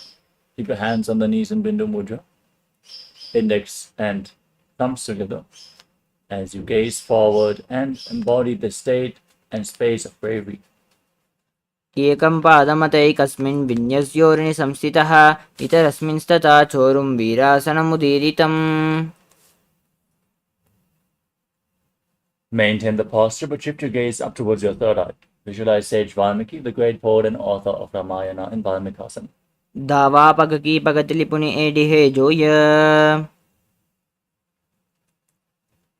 Next up is Joni Mudrasana. Now keep your hands flat on the knees and fix your gaze on the tip of your nose as you visualize Yoni Mandala, the visual representation of Devi Paramashiva Shakti in Joni Mudrasana. वामपाद की पगतली जा हिमाहिली core. Now shift your gaze to your third eye and visualize the Yoni Mandala in Yoni Asana. योन्यासनं पर्वतेन योगं योगफलेनिलं तत्कालफललं तावत् केचरो यावदेव हि. Next up is Padmasana 3. Now bring the soles of your feet together in front of your body with the heels against your perineum. Interlock your fingers around the toes and pull your knees down to the mat as you pull your stomach in and up. Gaze to your nose and visualize yourself as Lord Vidavata. गुल्पौ च वृषणस्यादः शीवन्त्याः पार्श्वयोक्षिपेत् सव्यगुल्पं तथा सव्ये दक्षगुल्पं तु दक्षिणे. Now keep the left hand on the knee and cover your mouth with your right hand. Close the left nostril with your index finger and inhale through the right nostril all the way. Then close both nostrils and hold your breath for as long as you can. Then exhale through the left nostril. Again, inhale through the left, invert the breathing flow in Abhyantara Kumbhaka, alternating the sides as you press your tongue upwards and back in Kechari Mudra along the pharynx, the nasal tract if you can, as you gaze up towards your third eye and visualize yourself as an Agori in Agorasana. पूर्वकहो विष्टिका जो ही वाही विदिजो की जैसो ये. Next up is Kanari Pavasana. Now separate your knees and bring your elbows down on the heels. As you rest your chin on the hands, pull your stomach in and up, gaze to your nose, and exhale all the way. Hold your breath in Rechaka Kumbhaka, visualizing yourself as a female elephant drinking water in Kanari Pavasana. ग्वाली पाव आसन कह्यो है जैसे याहुम में जाने विदितै से. Now scoop your hands below the feet and interlock your fingers in front in Parasha Mudra. Lift your feet off the ground as you gaze to your nose and visualize Swamiji in your inner space. ततोर्ध्वं रेचयेद् वायुं मृडनश्वास संयुतम्. Now hold your toes from the top as you lift your feet against your chest. Rest your chin on the toes, gaze to the tip of your nose, and embody the state and space of a king and Gopichandasana. पूरब विधि पगाका अंगुटा कंटकु परासे.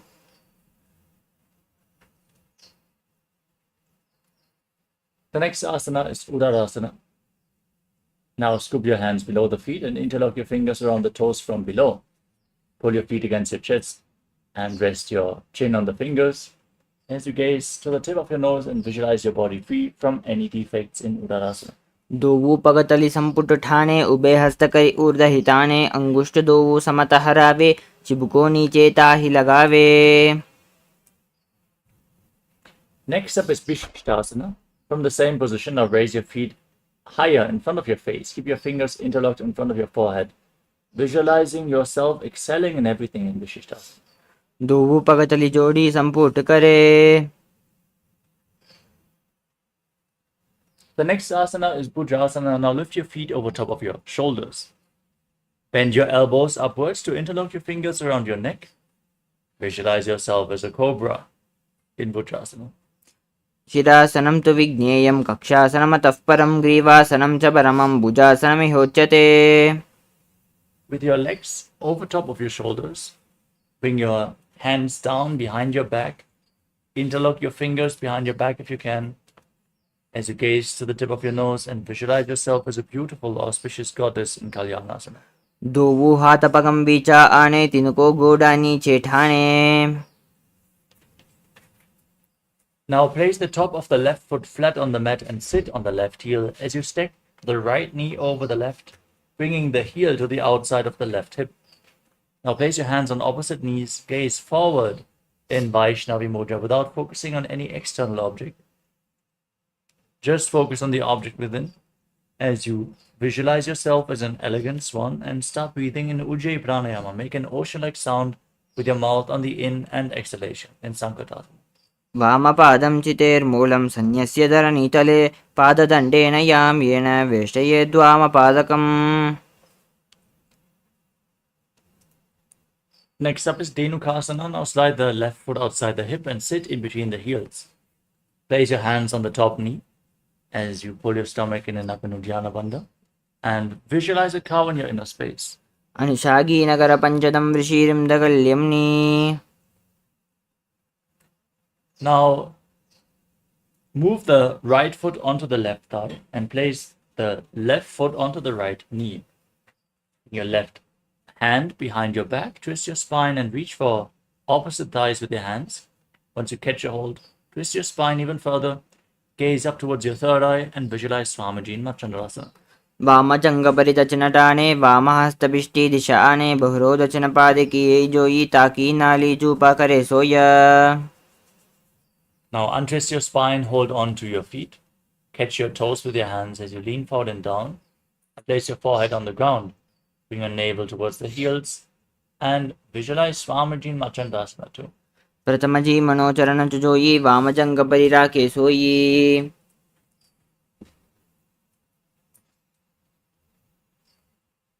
Now rise back up, interlock your fingers and place them on the top knee.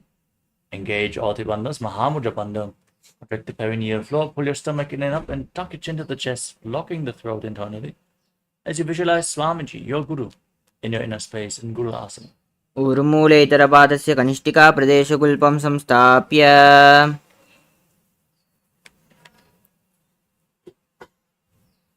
Now repeat Sankatasana on the other side. Sit on the right heel with the top of the right foot flat on the mat.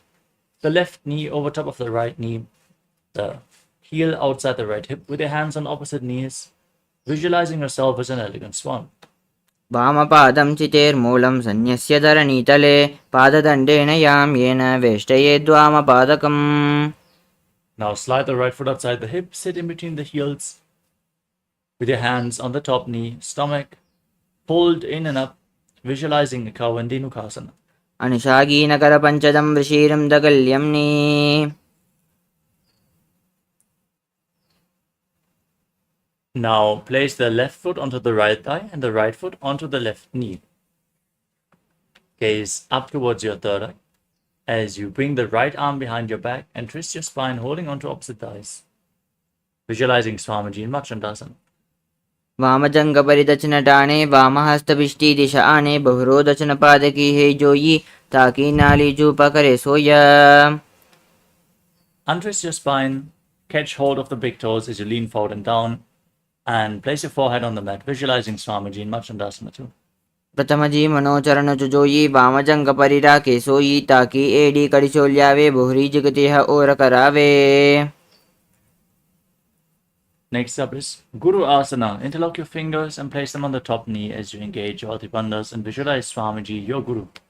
ऊर्मूलैतरपादस्य कनिष्ठिका प्रदेशगुल्पं संस्थाप्य. The next asana is Parashasana. Now place your feet flat on the ground and keep your knees raised against your chest. Hold onto your knees with your hands. As you gaze up towards your third eye, press your tongue upwards in Kechari Mudra and visualize Swamiji in your inner space. पादतले भूमौ निधाय जानुनी वरसि निधाय विपरीतहस्ताभ्यामूर्सहितजङ्गे निबध्य तिष्ठेत् पाशासनं भवति.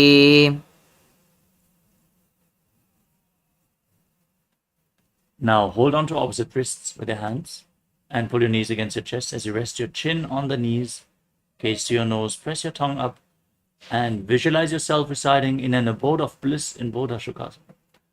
दोवुपगतलि भूपरिदरे कोरुमाहिली ऐसे करे कोरुमिलाई उकड़ी बेसे जंगा चाटे अग्र निवेशे.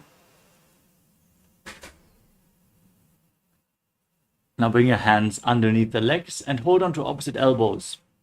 As you gaze to your nose, pull your legs against your chest, press your tongue back and up. Visualize Swamiji in Kurakatasana. दोवु हाथ पग बाहर लियावे गोड़ा नीचे लेता हरावे आमाम सामाम ऐसे करे आपस में को हानि पकड़े. Now cross the ankle of the right foot over the left with the toes pointing up. Keep holding on to the elbows below your knee as you gaze to your nose and visualize the great sage and Maharishi Sumati in Sumati Asana. मूलध्वारी धरती परिटाणे दावा पग परिदच पद आणे. Now extend your legs out in front. Keep your knees straight, toes pointing up. Interlock your fingers and raise them up over top of your head with the wrists pointing outwards. Keep your elbows straight. Engage all three bandhas Mahamudra Bandha. Gaze to your nose. Press your tongue up in Kechari Mudra. Visualize Swamiji in your inner space in Dandasana. इदानीं गर्भिणीनां योगाभ्यासो यथा लगो सुखप्रसवलाभाय प्रोच्यते प्राक्तनेपति. Next up is Alambasana. Now, lean forward and down and catch a hold of the big toes in Prana Mudra with the index and middle fingers. Bring your head towards the knees as you start performing Nadi Shodhana. Inhale through one nostril and exhale through the other alternatingly. Without the support of your fingers, cleanse Ida and Pingala Nadi as you lead the prana along your spine. Visualize Swamiji in Arambhasana. दो पग मिलिवा पसारी पगा का अंगूठा पकड़ी लिलाट गोड़ा लगावे. Next up is Bidokasana. Now separate your feet and slightly raise your knees. Bring your hands below the shins and hold the soles of the feet from the outside. Now, gaze up towards your third and visualize Swamiji in your inner space as you keep breathing in Ujjayi Pranayama. प्रथम बैसी दो पाव पसारी कचको ऊर्ध को कुरुडो डारे. The next asana is Jalandhari Bhavasana. Now bring the heels together with the feet extended away from the body. Bring your hands below the shins. With the palms facing up, rest your face on the heels and gaze to your nose, visualizing Swamiji in your inner space. दो AD मेली के DJ हाथ पसारी.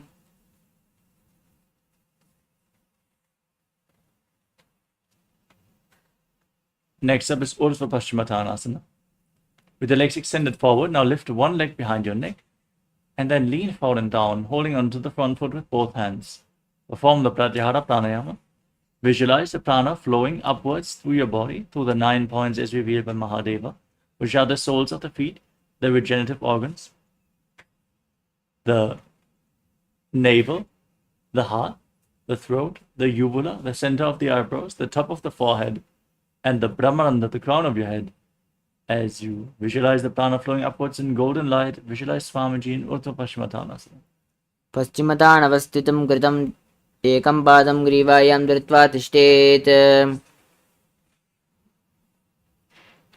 Now lean back with your leg behind your neck. Hold onto the foot with the opposite hand as you gaze to the tip of the nose and visualize yourself being infinite, endless, eternal in Anantasana. उत्तानशयनी एकैकं Pai ग्रीवायां विन्यस्य. Now roll onto the side of the hand which is holding onto the foot behind your head. Gaze to the tip of the nose and feel in complete control in Ankushasana. उत्तानशयित एकैकं पादं ग्रीवायां कुर्वन्. Next up is Drushasana. As you lay down on your back, lift your knees towards your chest and encircle your legs with your hands. Then rock your body from side to side. Relax your spine and visualize Swamiji in your inner space. उत्तानशयनं जानुने हृदयेऽवष्टम्बा जङ्घासहित ऊर्णी करद्वये बद्ध्वा. Next up is Urdhva Paschimottanasana on the other side. Now again lift the other leg behind your neck. Lean forward and down. Hold onto the front foot with both hands as you visualize Swamiji in your inner space. पश्चिमतानवस्थितं कृतं एकं पादं ग्रीवायां धृत्वा तिष्ठेत्. Now lean back. Hold onto the foot behind your head as you gaze to the nose and visualize yourself as unending in Anantasana on the other side. उत्तानशयनी एकैकं Pai ग्रीवायां विन्यस्य. Now roll onto the side of the hand which is holding onto the foot behind your head. Gaze at the tip of your nose and feel in complete control in Ankushasana. उत्तानशयित एकैकं पादं ग्रीवायां कुर्वन्. Next up is Yoga Nidrasana. As you lay on your back, one by one, lift your legs behind your neck. If you cannot bring your legs behind your neck, you can pull them towards your chest or bring them over your shoulder. Open up your hips, bend your back, and interlock your fingers around your lower back as you gaze to the tip of your nose and visualize Swamiji still breathing in Pratyahara Pranayama and Yoga Nidrasana. पादाभ्यां वेष्टयेत् कण्ठं हस्ताभ्यां पृष्ठबन्धनं तन्मध्ये शयनं कुर्यात् योगनिद्रा सुखप्रदा. Next up is Atmaramasana with your legs over top of your shoulders. Interlock your fingers around your neck, gaze to your nose and visualize Lord Vishnu blessing you from within. आत्मा राम आसन प्रथम सूदो सोवे. Next up is Kochikasana. As you lay on your back, extend your arms out to the side at the shoulder level and pull your knees against your chest, bringing the soles of the feet facing up towards the sky as you gaze to your third eye and visualize Swamiji in your inner space. दो हाथ सीधा सा करे तिन सो भई सपा करे.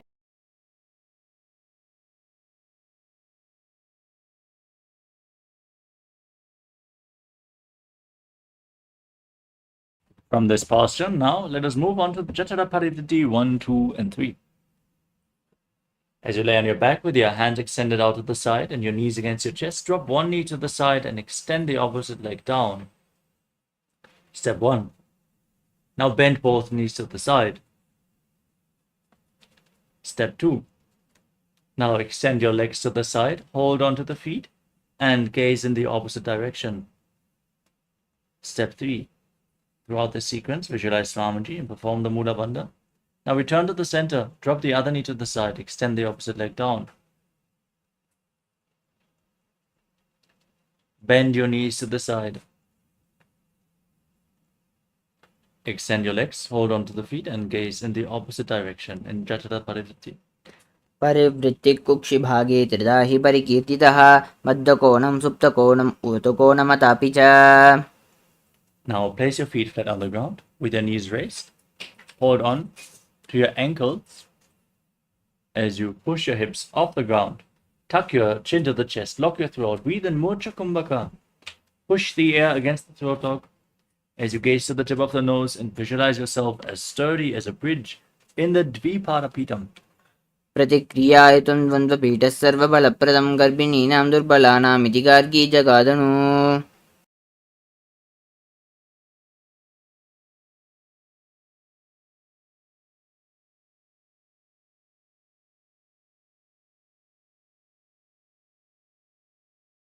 Next up is Paryankasana.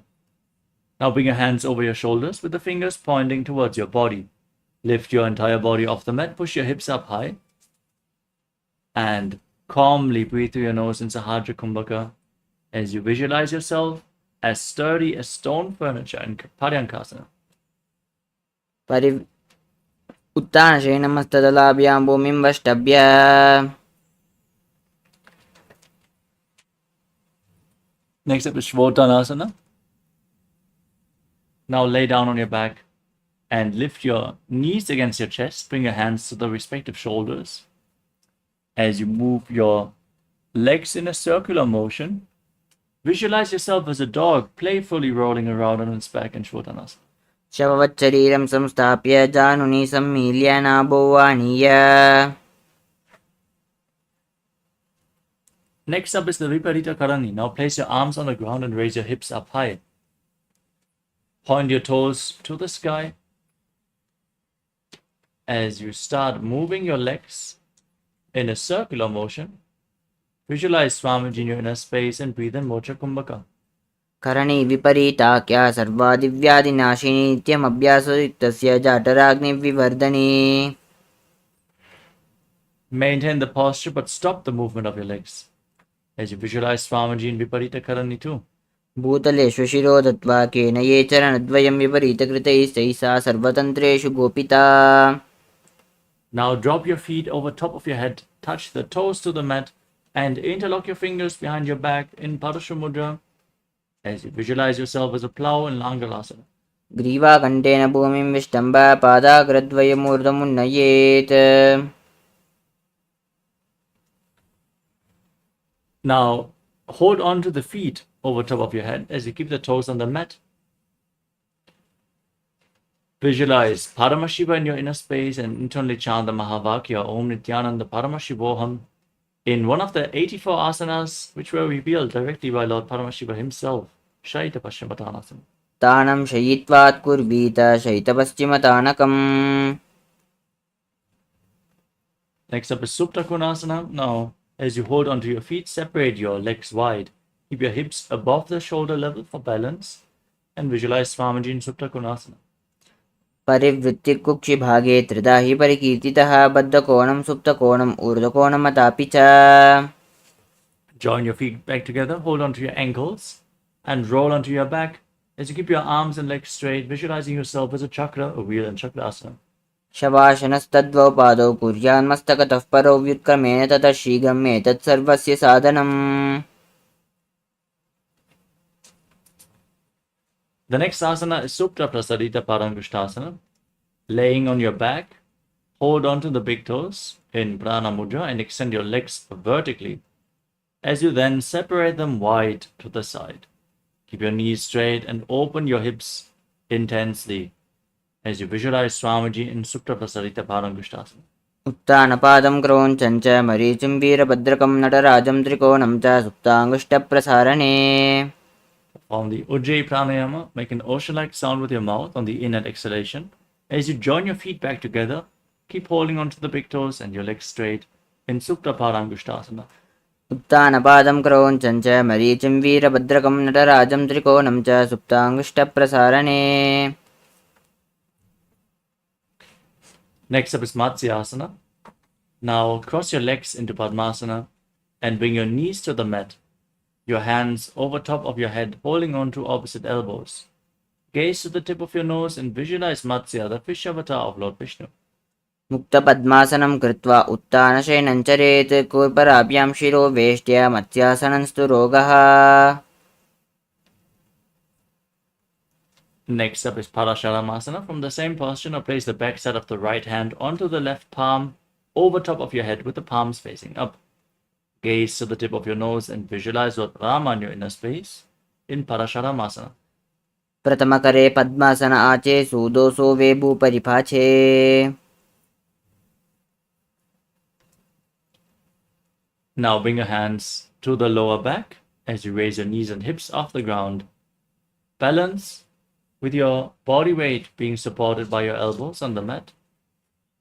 Gaze to the tip of the nose, raise your knees up high, and visualize Swamiji as you breathe in Mocha Kumbhaka in Sarvangasana. अथवा क्षेत्रसंक्षेपात् सर्वाङ्गासनमुत्तमं यत्कृत्वा योगनिपुनो विद्याभिः पण्डितो यथा. Now lower your body down, lay on your back. Keep one foot on the opposite thigh. Raise your knees against your chest. Extend your arms over top of your head. Hook your fingers forward like the stinger of a scorpion as you tuck your chin to the chest. Lock your throat in Mocha Kumbhaka. Gaze to your third eye and visualize yourself as a scorpion in Vrishchikasana. प्रथमशयन सूदो शीशकेशिकी सन्धि सुधाके. Now exchange the position of your feet. Repeat Vrishchikasana, the scorpion posture on the other side. प्रथमशयन सूदो शीशकेशिकी सन्धि सुधाके. Now lay down flat on your back and interlock your fingers around your neck as you lift your legs off the ground and alternate pulling your knees in towards your chest, back and forth. Breathing calmly through the nose in Sahadra Kumbhaka as you visualize Swamiji in Vrishaparakshipasana. उत्तानशयनं कृत्वा अङ्गुलिभिः कन्दरां बद्ध्वा कूर्परो मिलित्वा. Now keep your hands at the side of your hips and alternate touching your ears with the respective knees. Pull your knees up again and again as you visualize Swamiji in Madhuttanasana. श्रोतानवस्थितं कृत्वा जानुद्वयं पर्यायेन कर्णयोः संस्पृशेत्.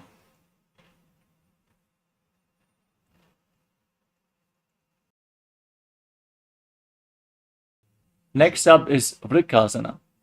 As you lay on your back, place your feet flat on the ground and stand up, lay back down again and again. Visualize yourself as a wolf in Vrikkasana. उत्तानशयनं कृत्वा अङ्गुलिभिः कन्दरां बद्ध्वा कूर्परो मिलित्वा. The next asana is Lutasana. As you lay on your back, kick your legs over your body and roll over completely again and again. As you visualize Swamiji in your inner space, finally complete this asana by laying prone on your stomach. उत्तानशयनं पादौ शिरुलङ्घ्य भूमौ स्थापयित्वा. Next up is Saratasana. As you lay on your stomach, keep your hands by the shoulders and contract your lips, make a whistling sound like a flute on the inhalation. As you visualize yourself as a chariot carrying warriors into a battle for Dharma on your chariot back in Saratasana. निजसरतमासनं कृत्वा नाभिं भूमौ निधाय सम्बध्यस्ताभ्यां भूमिं वष्टभ्य तिष्ठे चरतासनं भवति.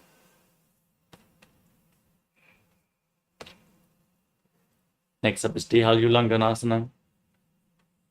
As you keep your hands at the side of your body, push your body up into a plank position and alternate jumping your feet in between the hands, back and forth. Visualize yourself transcend body and mind in Dehalyulanganasana. हस्तद्वयं बद्ध्वा तन्मध्यचरणद्वयम् उड्डानयो बहिरानीय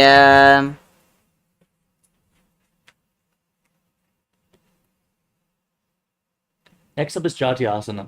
From a standing position, lean forward and down, place your hands on the ground if you can, and then walk around on hands and feet as you visualize yourself as a wise 60-year-old elephant. अथ चाट्यासनं वक्ष्ये येन चाट्यस्मरो भवेत् हस्तान्द्रिभूमौ च गमनम् आगमनं ततः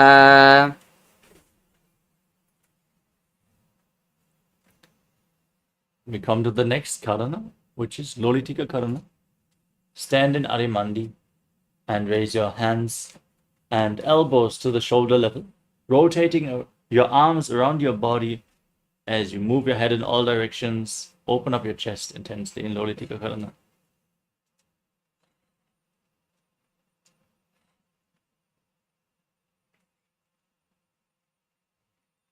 The next asana is Sarapasana.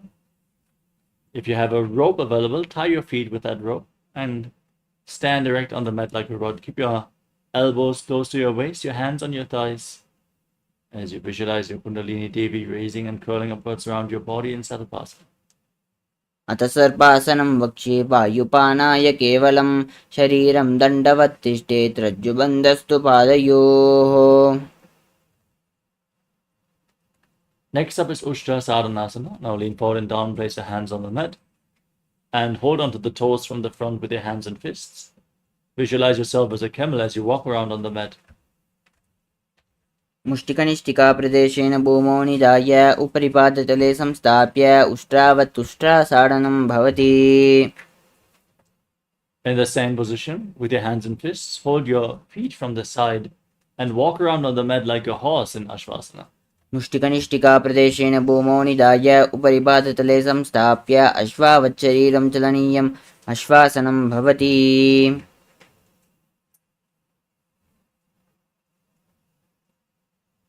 Now stand with the heels touching, the toes pointing outwards, and interlock your fingers behind your back in Parashamudra in Kapota Nitakasana. As you pull the hands down towards the calves, open up your chest, tilt your head back, and breathe deeply through your nose in Sahadra Kumbhaka. Relax in this posture as you visualize yourself as a soaring bird diving. पादतले भूमौ निधाय पृष्ठभागेन हस्तौ जङ्घापर्यन्तं नीत्वा कपोटनिटकं भवति Next up is the Talapushpaputam Karana. Now stand in Arimandi, heels together, toes pointing outwards and knees bend, and join your hands in Namaskara Mudra. Then bow down to one side, raise the respective heel, and open up your palms as you visualize yourself holding a bouquet of flowers and offering it to Paramashiva.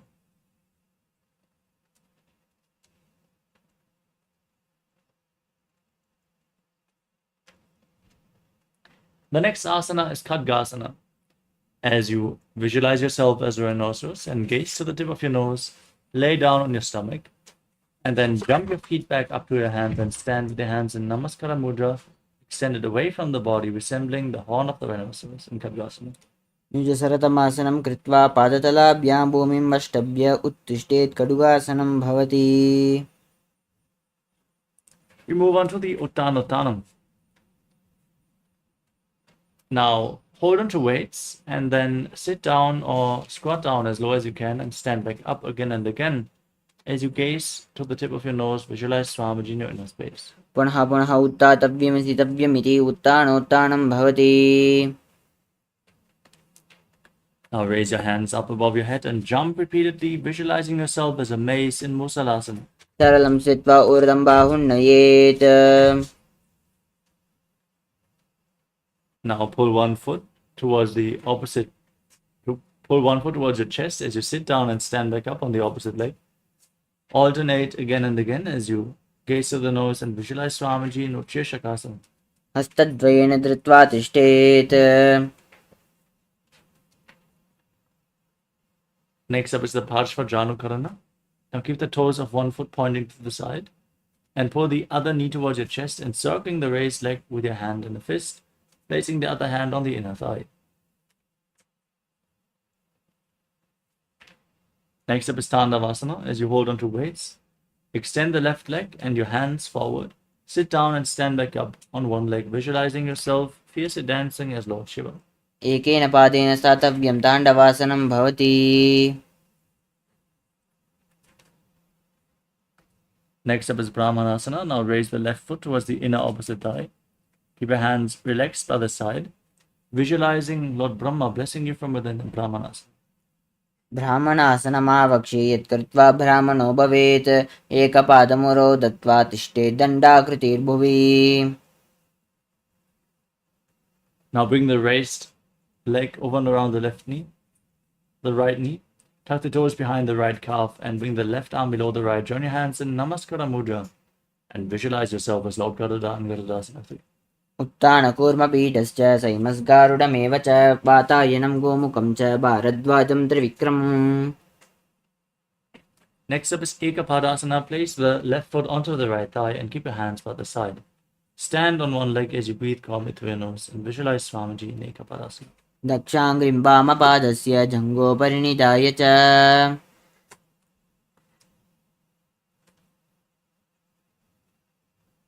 Next up is Dhuruvasana, the pulsar posture. Now hold on to the big toe of the left foot as you extend the leg out to the side. Rotate quickly on the standing leg, visualizing yourself as the North Pole Star. एकेन हस्तेन दण्डरूपस्य एकस्य पादस्याग्रं धृत्वा.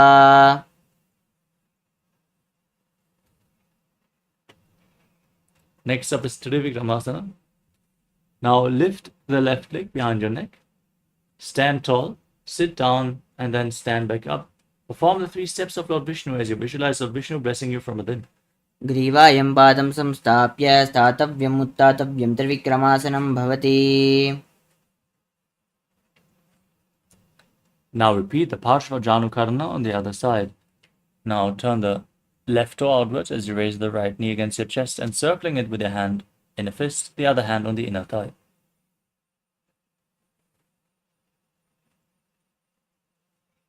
Now extend your arms and the right leg forward. Sit down and stand back up, visualizing yourself fiercely dancing as Lord Shiva in Tandavasana. एकेन पादेन स्थातव्यं ताण्डवासनं भवति.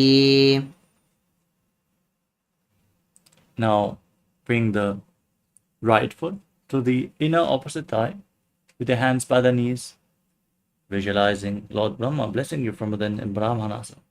ब्राह्मणासनमावक्ष्ये यत्कृत्वा ब्राह्मणो भवेत् एकपादमुरो दत्त्वा तिष्ठेत् दण्डाकृतिर्भुवि. Now bring the right leg over and around the left knee, tuck the toes behind the left calf, bring the right arm below the left and join your hands in Namaskara Mudra as you visualize yourself as Lord Garuda and Garudasana 3. उत्तानकूर्मपीठश्च सैमस्गारुडमेव च वातायनं गोमुखं च भारद्वाजं त्रिविक्रमम्. Now place the right foot onto the left thigh with your hands relaxed by the side, standing on one leg, visualizing Swamiji in Ekapadasana. दक्षाङ्घ्रिं वामपादस्य जङ्घोपरिनिधाय च. Now repeat Dhuruvasana, the pulsar posture on the other side. Hold on to the right big toe as you extend the leg out to the side. Rotate quickly on the standing leg and visualize yourself as the North Pole Sun Dhuruvasana. एकेन हस्तेन दण्डरूपस्य एकस्य पादस्याग्रं धृत्वा. Now repeat Trivikramasana on the other side. Lift the right leg behind your neck.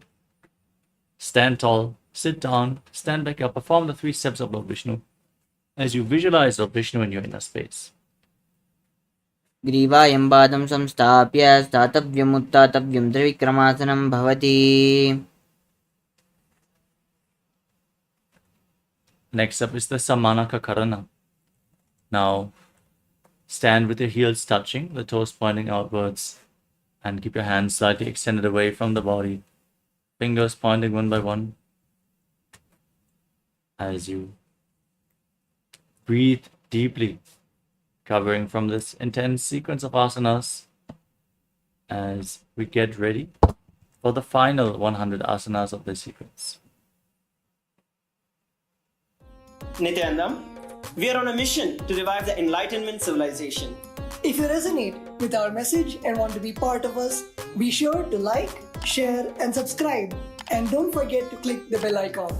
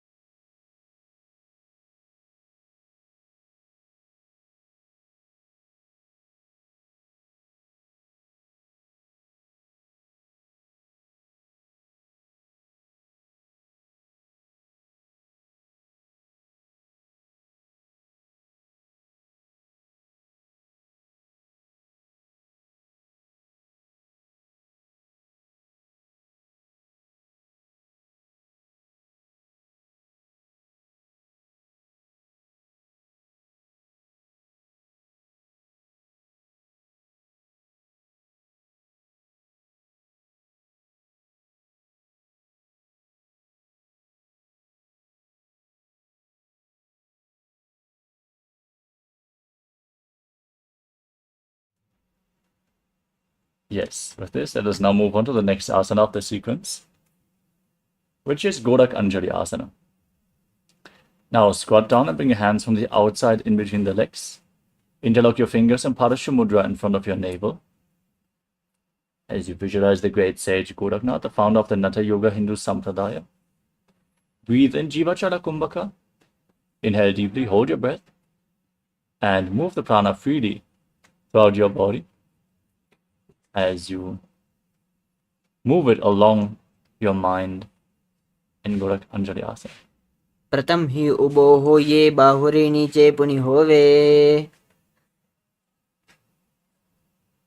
Next up is Kanchi Asana. From a squatting position, interlock your fingers behind your back in Padasha Mudra. Visualize Swamiji in your inner space. ऊर्मध्यातस्थो निवेश्य नितम्बं धृत्वा पादतलाभ्यां भूमिं वष्टभ्य तिष्ठेत् काञ्च्यासनं भवति. Now bring your heels together, close towards your perineum, squatting all the way down as you interlock your fingers behind, gaze towards your navel as you visualize Bhagavan Kala Bhairava, the Lord of Time in Bhairava Asana. दो पग की तल्या की माहिली को उर्मिलाये पना पानी उकड़ मड़वे से. Next up is Varaha Asana. From the squatting position with your heels together, toes separate, bring your hands behind your neck, with the fingers pointing down towards the ground. Gaze to the tip of your nose and visualize yourself as Varaha, the boar avatar of Lord Vishnu in Varaha Asana. पगतली की माहिली core मिलाई पना पाने उकड़ मड़ वैसे AD मूल द्वार नीचे रैसे. Next up is Splipitasana. Now hold on to the big toes in Prana Mudra as you visualize Swamiji in your inner space and raise your hips to the same level as your knees. पार्श्वद्वय सम्मील्य स्थित्वा नितम्बं जानुप्रदेश आनीय तिष्ठेत् प्रियासनं भवति.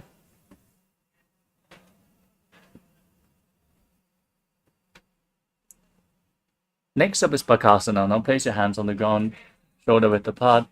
Bring your knees onto your arms towards your armpits. Lean forward, lift your feet off the ground and balance on your arms, visualizing yourself as a crow. हस्ताभ्यां भमनिवष्टम्बा जानुद्वयनाभो सम्मील्य. Now place your head on the mat and raise your legs up into a headstand and cross them into Padmasana as you gaze at the tip of the nose and visualize Swamiji in your inner space in Sushtanga Kapali Asana. आसन को गुण कपाल आचो होये. Gently lower your body down. Come to a kneeling posture with your heels outside the hips, the toes touching behind. Gaze to the tip of the nose as you place your hands on the knees and visualize you're sitting in the secret seat with Paramashiva and Guru in Guptasana. जानुर्वोरन्तरे पादौ कृत्वा पादौ च गोपयेत्. पादौ परिच संस्थाप्य गुडं गुप्तासनं विदुः.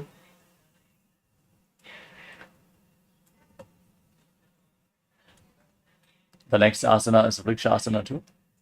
As you place your hands on the ground, shoulder width apart.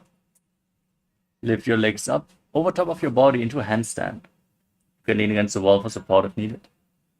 As you visualize yourself as a tree with deep roots growing into the ground in Vrikshasana too.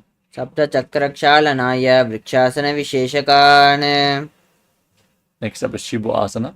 From the handstand, gaze to your third eye and visualize Tejas energy flowing towards your third eye, rejuvenating your body. दो पगजोई माही गुल्प मिलाये. Now come to a plank position with your hands flat on the ground, shoulder width apart. Lower your body down and push it back up again and again as you visualize yourself as a fish. निब्जशयनं कूर्परो पार्श्वभागायां मूर्धकृत्य. Now lay down on your stomach. Place your hands on the waist as you lift your head and chest from side to side, visualizing and moving your body like a snake as you breathe through your nose in Sarapasana too. निब्जशयनं कृत्वा हस्तौ नितम्बं संस्थाप्य पादौ दीहि कृत्य सम्मील्य नुरसगन्तव्यं सर्पासनं भवति. Now place your elbows on the ground in front of you and rest your chin on your hands in Padma Mudra. Point the toes back and feel self-supported and completely independent in Niralambanasana. कराभ्यां पङ्कजं कृत्वा तिष्ठेत् कूर्परया शुदीः. मुखमुन्नमनुच्चायै निरालम्बनमासनं. निरालम्बनयोगी स्या निरालम्बनमासनम्. The next asana is Chakrasana. Now bend your knees and raise your feet up. Place your hands flat and straighten your arms. Bring your feet and upper back close together as you visualize yourself as an umbrella protecting your Guru from the sun rays. अर्ध्यासनवस्थित्वा हस्ततलाभ्यां भूमिं वष्टभ्य नुयात् तत्रासनं भवति. Next up is Vajrasana. Come to a kneeling posture. Sit on your heels with the feet flat. Extend your arms out in front and place your palms and your forehead on the ground. Gaze towards the tip of your nose and visualize yourself as Vajra, the weapon of Indra, symbolizing indestructibility in Vajrasana. इदानीं गर्भिणीनां योगाभ्यासो यथा लघो सुखप्रसवलाभाय प्रोच्यते प्राक्तनेपति. दण्डपद्मभरद्वाज वीरवज्रसमानितो आसनानि सदा कुर्यात् सुदीर्घैरे च पूरकैः.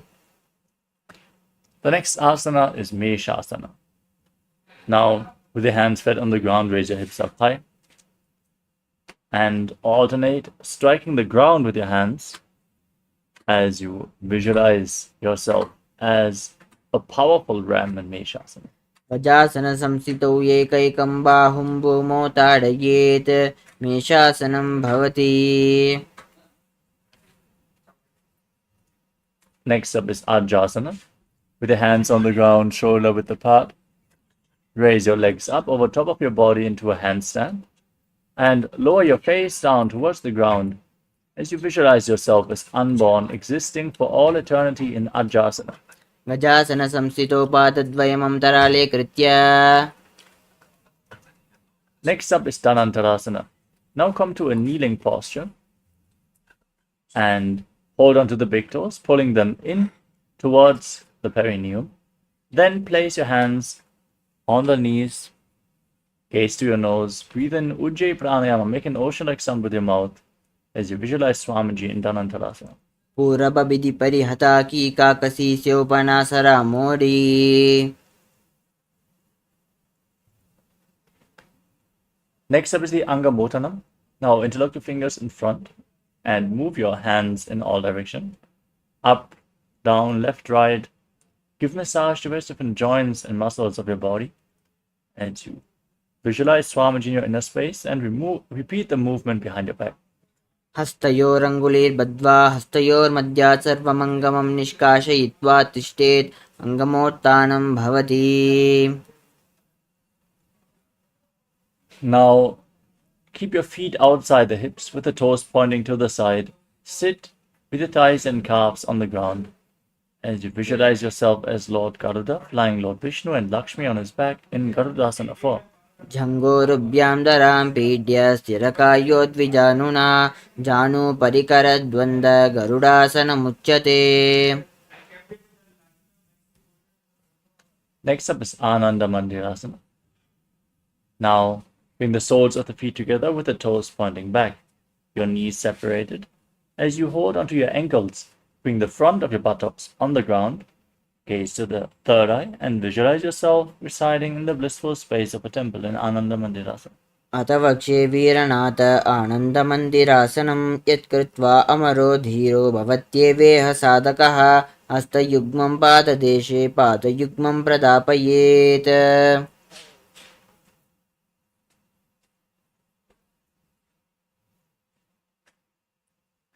Next up is Mandukasana 2. Now cross your feet and sit on your heels. Keep your knees separate and place your hands below the knees. Pull your stomach in and up in Uddiyana Bandha. As you press your tongue flat against the palate of your mouth and visualize yourself as a frog in Mandukasana 2. पृष्ठं सम्पीड्य गुल्पाभ्यां जान्वग्ने सबलयाकृतिः हस्तौ पादतले क्षिप्तौ मण्डूकं पाददोषहृत्. Next up is Narasimhasana. As you tuck your toes and sit on raised heels. Place your palms on the ground with the thumbs touching in front of you. Gaze to the tip of the nose and stick your tongue out, exhaling forcefully again and again as you visualize Lord Narasimha, the lion avatar of Mahavishnu in Narasimhasana. धूवूपनापाणि होय वैसे एडी मेलरिगुडा निवेशे शुमशरीरणी कातहरावे नासा अग्रदृष्टिकोल्याभे.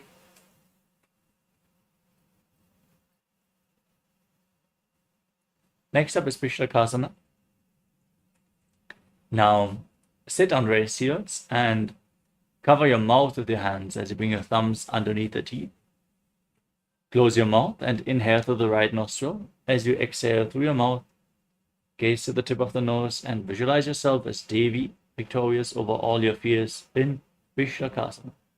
धूवूपगांकी एडी जोई घोड़ां पणवाण पुनि होई घोड़ा जंग अदर करि रहे आडे वाह इशी विधि दखे. The next asana is Makadasana. Now, bring the soles of the feet together behind you with the toes pointing back. Sit on your heels as you bring your fingers towards your armpits and imitate as if you are a monkey stretching itself. Gaze to your third eye and visualize yourself as a playful monkey in Makadasana. धूवूपगतलि संपुट आने तिनकी पिष्टि भूमि परिठाने मूलद्वार एड्यां परिल्यावे मूढ़ा हाथा ऊंचा हरावे.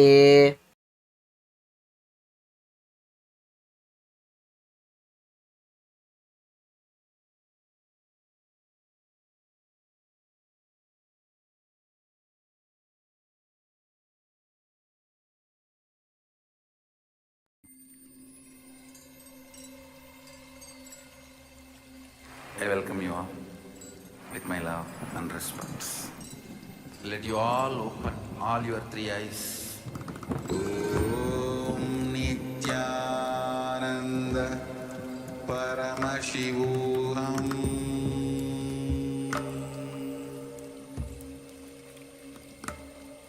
Om Nithyananda Paramashivoham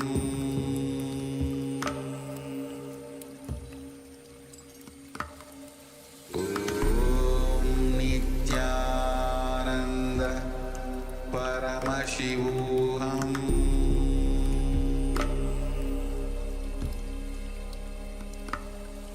Om Nithyananda Paramashivoham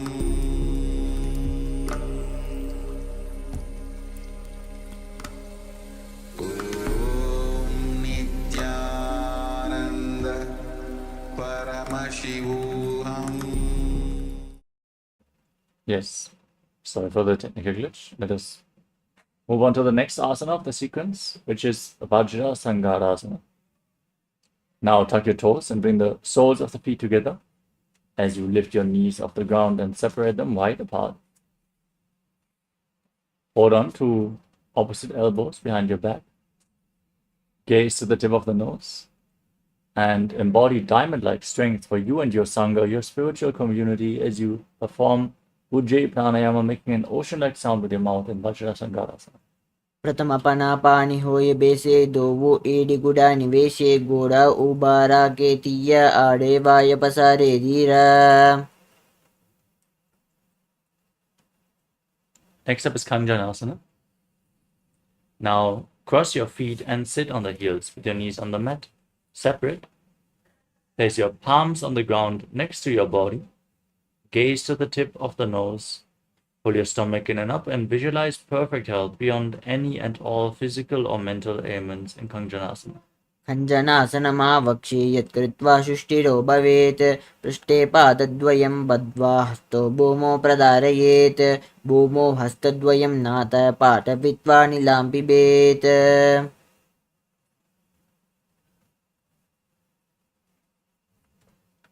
Next up is Kurmasana. From the same position, crossed feet sitting on the heels, place your hands on the knees. Gaze at the tip of your nose and visualize yourself as a turtle with a stable body and mind to live for centuries as you contract your upper back and neck, making it stiff like the shell of a turtle in Kurmasana. गुल्पौ च वृषणस्याद्यो व्युत्क्रमेण समाहितो ऋजुकाय शिरो ग्रीवं कूर्मासनमिति ऋतम्.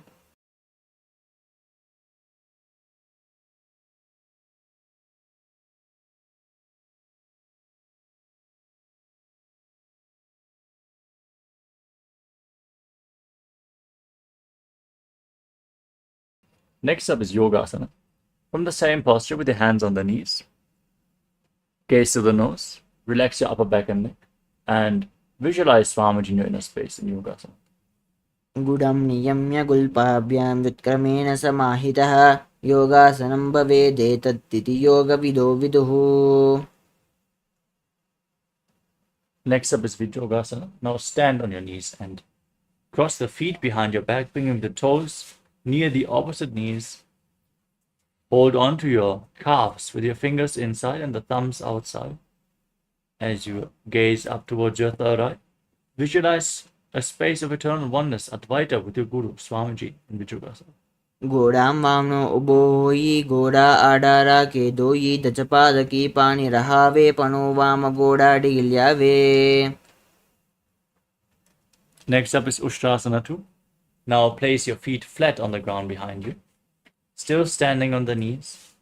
Lean back, hold on to the heels as you tilt your head back and push your hips forward, visualizing yourself as a camel in Ushtrasana 2. उष्ट्रासने स्थित्वा चरणौ भूमेरुत्थाप्य मस्तकोपरि नीत्वा.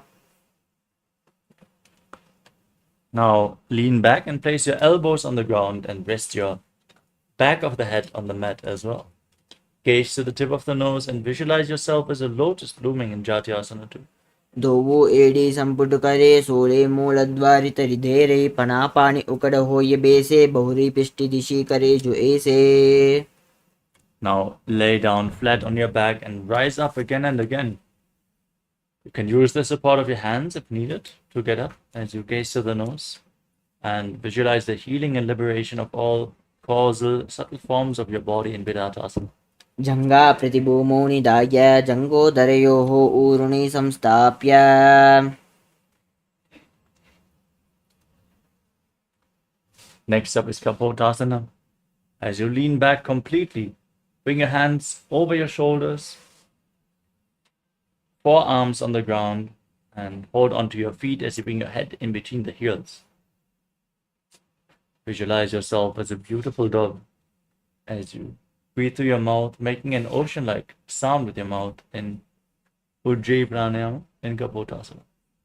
मेरुदण्डग्रन्थिदाढ्या सम्पिपाद इषुप्पुमान् कपोतोष्ट्रासनाभ्यास कुर्यान्मितहिताशनः. The next asana is Varasana. Now stand on your knees and tuck the toes behind your body. Hold on to opposite arms with your hands as you gaze to the tip of the nose. Visualize Paramashiva in your inner space. Internally chant Om Nithyananda Paramashivoham. As this is the boon-fulfilling posture, receive your boon from Paramashiva in Varasana. जानुनी भूमौ संस्थाप्य हस्ताभ्यां बाहु परस्परं धृत्वा सरलं तिष्ठेत् वारासनं भवति.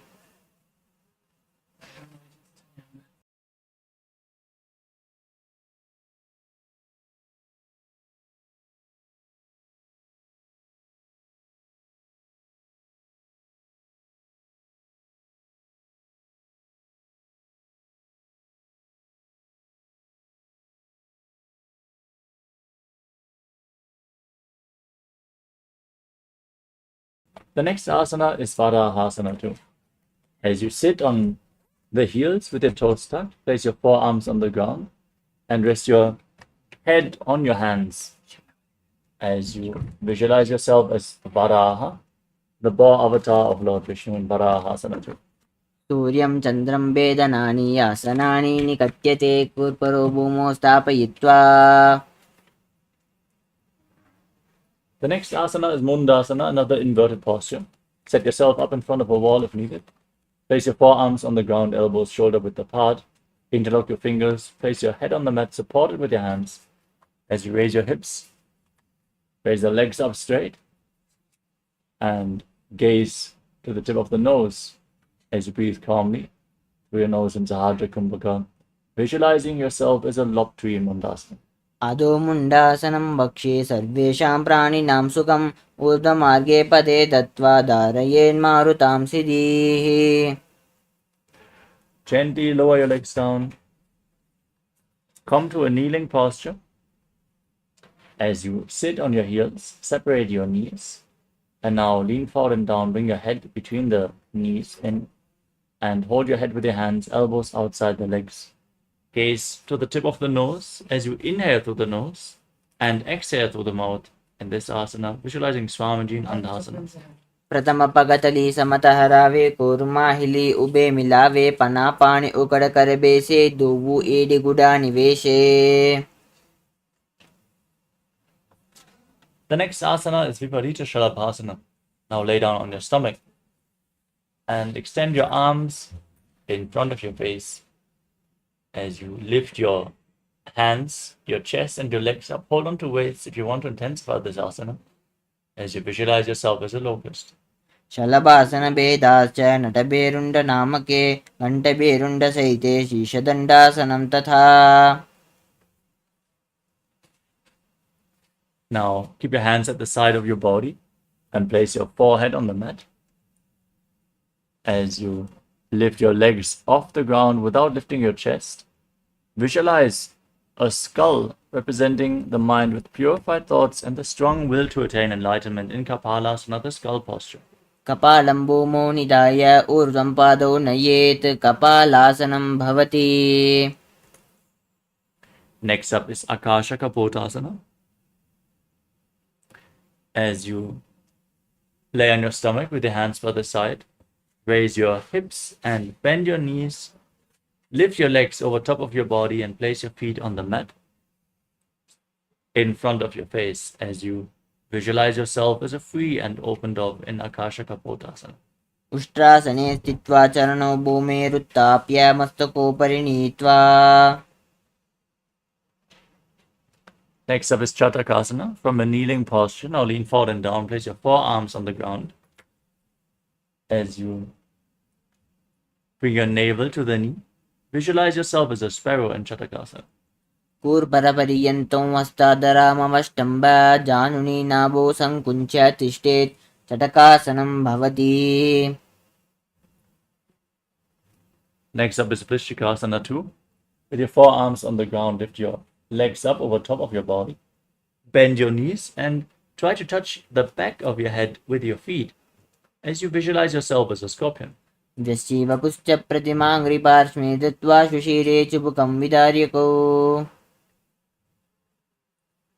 Next up is the Vrishasana.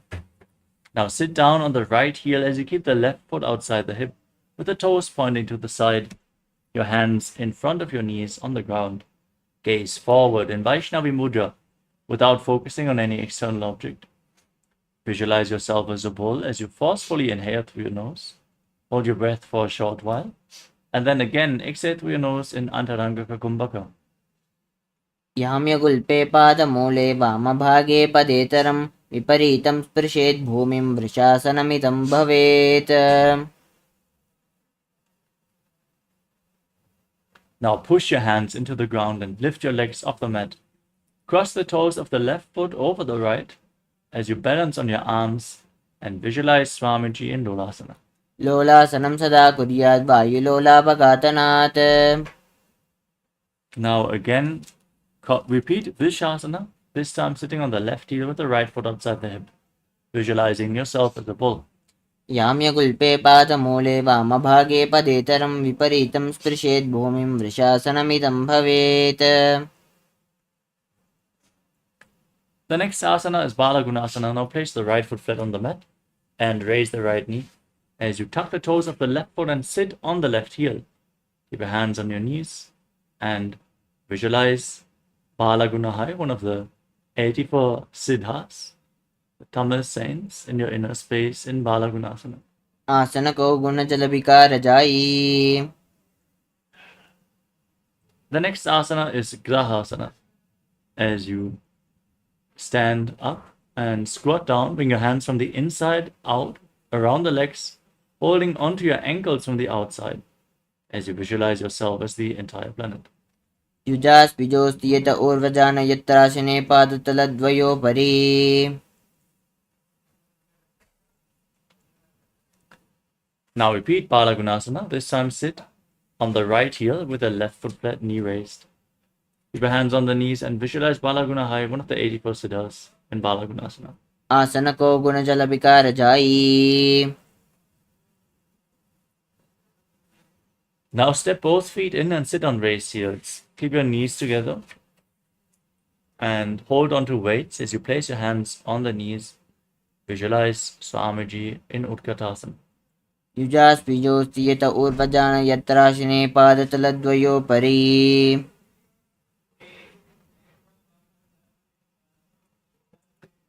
Next up is Vajrasangarasana. Bring the soles of your feet together and separate your knees. Hold on to opposite elbows behind your back as you visualize Swamiji in your inner space. प्रथम पनापानी हो ये जैसे दोवो AD गुड़ा निवेशे गोड़ा उबारा के तीया आड़े वाय पसारे धीरा. Next up is Anilasana. Now sit or squat with your feet flat and place your palms on the mat, bringing your heels on top of your hands. Keep your arms straight, gaze to the tip of the nose and visualize you are able to live off of air alone. दोवो हाथ boom परिठाने कहुनी जाडिना बिलगाने. Next up is Padukasana. Now hold on to your feet as you step your feet onto your palms and walk around on the mat, visualizing that you're wearing padukas, walking across India in Padukasana. हस्ततलयोः पादतले कृत्वा तिष्ठेत् गच्छेत् पादुकासनं भवति. Next up is Kukkotoddanasana. Now place your palms on the ground and kick your legs up and let them fall back down again and again as you visualize yourself as a rooster. हस्ततले भूमौ कृत्वा पादतले च ऊर्ध्वमुड्डानं कृत्वा.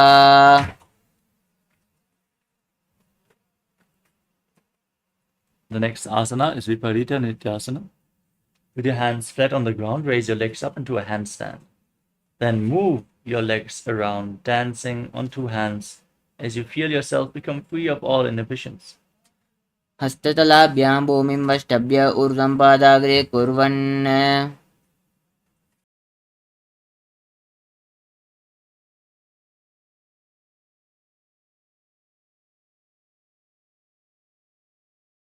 Next up is Kunjarasana. Now separate your feet and place one palm flat on the mat with the arm straight, the other hand by the ear. Visualize Swamiji in your inner space and breathe calmly through your nose in Sahasrara Kumbhaka. अथ वक्षे महादेव कुञ्जरासनमुत्तमं करेणैकेन पादाभ्यां भूमौ तिष्ठेत् शिरःकरः. Exchange the position of your hands. Place the other hand on the mat. Repeat Kunjarasana on the other side. अथ वक्षे महादेव कुञ्जरासनमुत्तमं करेणैकेन पादाभ्यां भूमौ तिष्ठेत् शिरःकरः. Next up is Kadambasana. Squat down, hold onto your ankles and raise your feet off the ground as you keep the heels down, balance on your heels, and visualize yourself as a Kadamba tree, a pious tree that promotes a long life in Kadambasana. पार्श्वभ्यां भूमिम् अवष्टभ्य हस्तद्वयेन गुल्पो धृत्वा तिष्ठेत् काडम्ब भवति. Next up is Pavana Muktasana. As you place your feet flat and keep your knees raised against your chest, hold onto your knees with your hands. Pull them against your chest as you breathe deeply against your thighs. Visualize any excess vata being released from or balanced within your system in Pavana Muktasana. द्वयोस्तु पादयोः पाणिं लात्वा स्वस्तनितम्बके जानुनि वक्षसि साधुर्बभ्रति करबन्धनैः.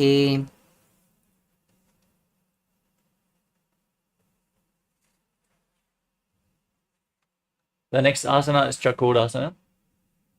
As you lift one leg behind your neck and extend the other leg forward, keep your hands at the side. Then push your hands in the ground and lift your entire body off the mat.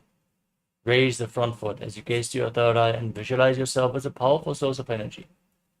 पूर्वतानं चतुष्पादं पीठं वज्रासनं तथा. Now hold on to the big toes in Prana Mudra as you pull the right foot towards your ear as if you're pulling a bowstring. Visualize yourself as a bow in Dhanurasana too. पादाङ्गुष्ठौ तु पाणिभ्यां गृहीत्वा श्रवणावधिः धनुराकर्षकाकृष्टं धनुरासनमीरितम्.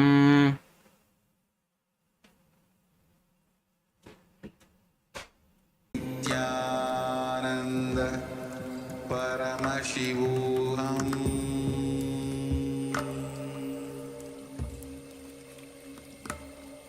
Om Nithyananda Paramashivoham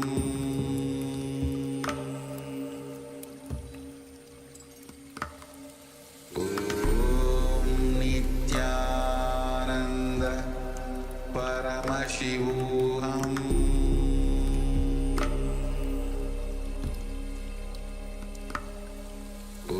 Om Nithyananda Paramashivoham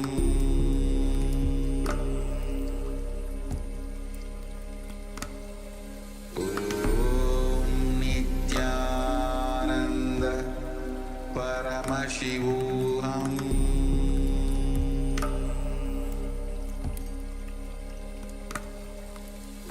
Om Nithyananda Paramashivoham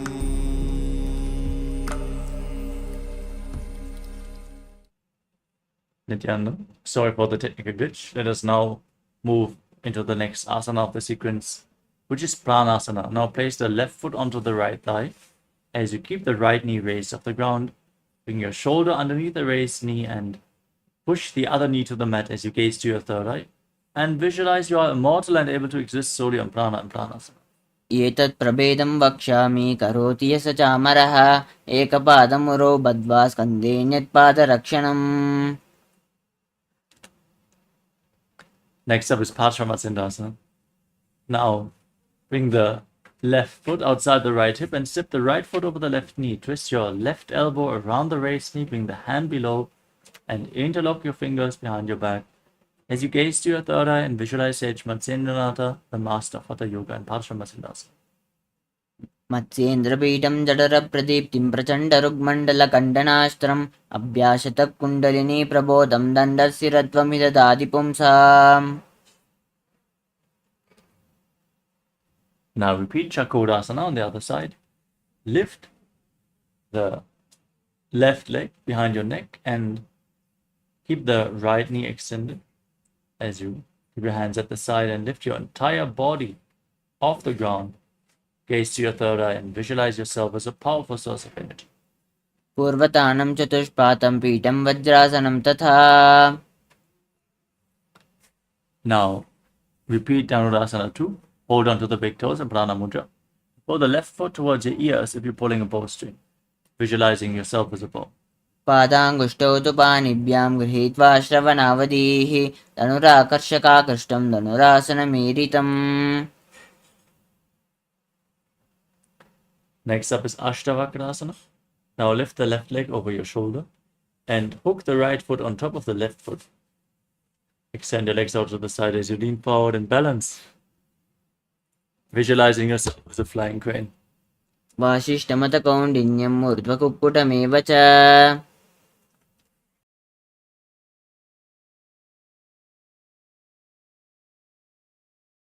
Next up is Pranasana. As you keep the left foot flat and the right foot on top of the left thigh, bring your shoulder underneath the raised knee, gaze to your third eye, and visualize you are immortal and able to exist solely on prana. एतत् प्रभेदं वक्ष्यामि करोति यः स चामरः एकपादमुरो बद्ध्वा स्कन्धेऽन्यत्पादरक्षणम्.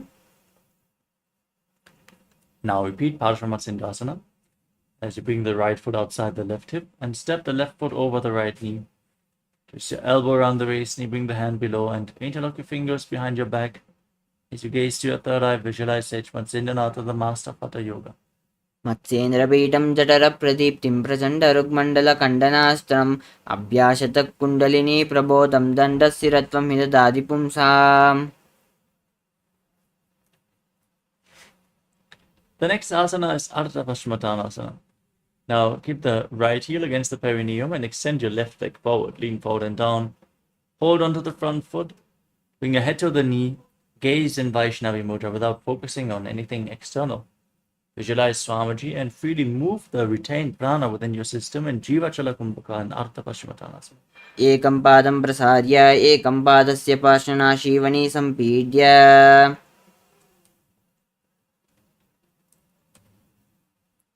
Now pull the right foot outside the hip. Place the top of the right foot on the mat and the knee on the ground as you lift the left leg in front of your face, visualizing yourself as a crane in Kranchasana.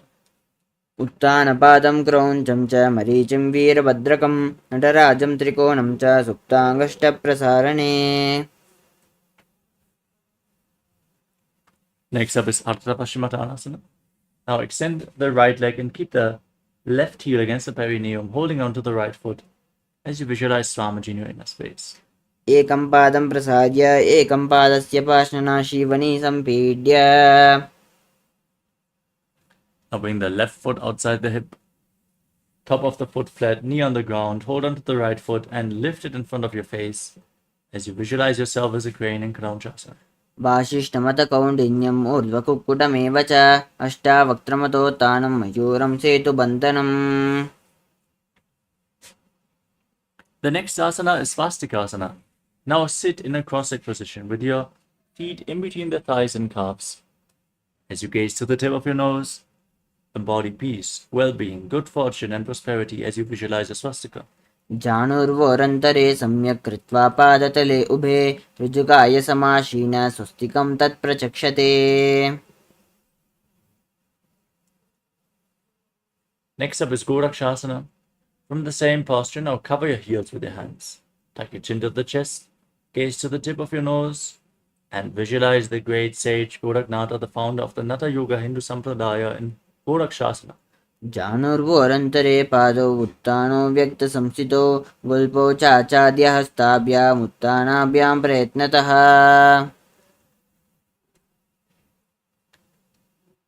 Next up is Bhagasana 2. Now bring the left heel against the perineum and place the right foot onto the left thigh. Gaze at your third eye as you visualize Swamiji and meditate on Arihanta, the Enlightened One, the Lord, the Avatar, and inhale all the way. Hold your breath. Then close your mouth with little and ring fingers, your nostrils with the middle fingers, eyes with the index fingers, and ears with your thumbs in Shanmukhi Mudra. वामपार्श्वगुणो संस्थाप्य दक्षाङ्घ्रिं वामजगणे एवं विदासनं यत्र तत्र साधो भगासनम्.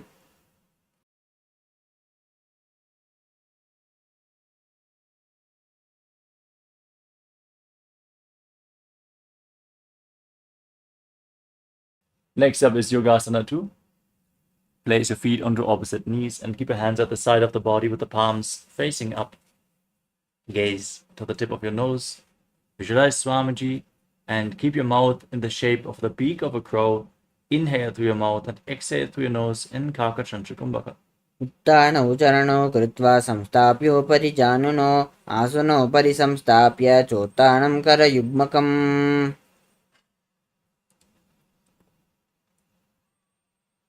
Now rotate your hands at the side of the body. Place your palms on the ground and lift your entire body off the mat. Pull your knees up towards your chest as you balance on your arms, visualizing yourself as a rooster in Urdhva Kukutasana. वासिष्ठमतकौण्डिन्यम् ऊर्ध्वकुक्कुटमेव च. Now bring your hands through the legs. Place your palms on the ground. Don't lift your body up. Stay seated on the ground.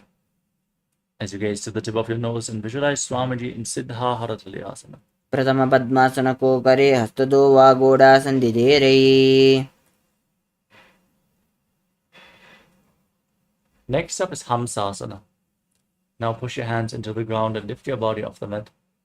As you gaze at your nose, visualize yourself as an elegant swan in Hamsasana. कुक्कुटासनस्थित्वा स्कन्दपर्यन्तं ऊरुनीत्वा. The next asana is Karmukasana. Now raise your hips and bring your hands between the legs. Interlock your fingers behind your back as you place your forehead on the ground. Now visualize yourself as Pinaka, Lord Shiva's bow, in Karmukasana. प्रथमपद्मासनकोकरे गोडासन्धिमाहिकरिधेरैः.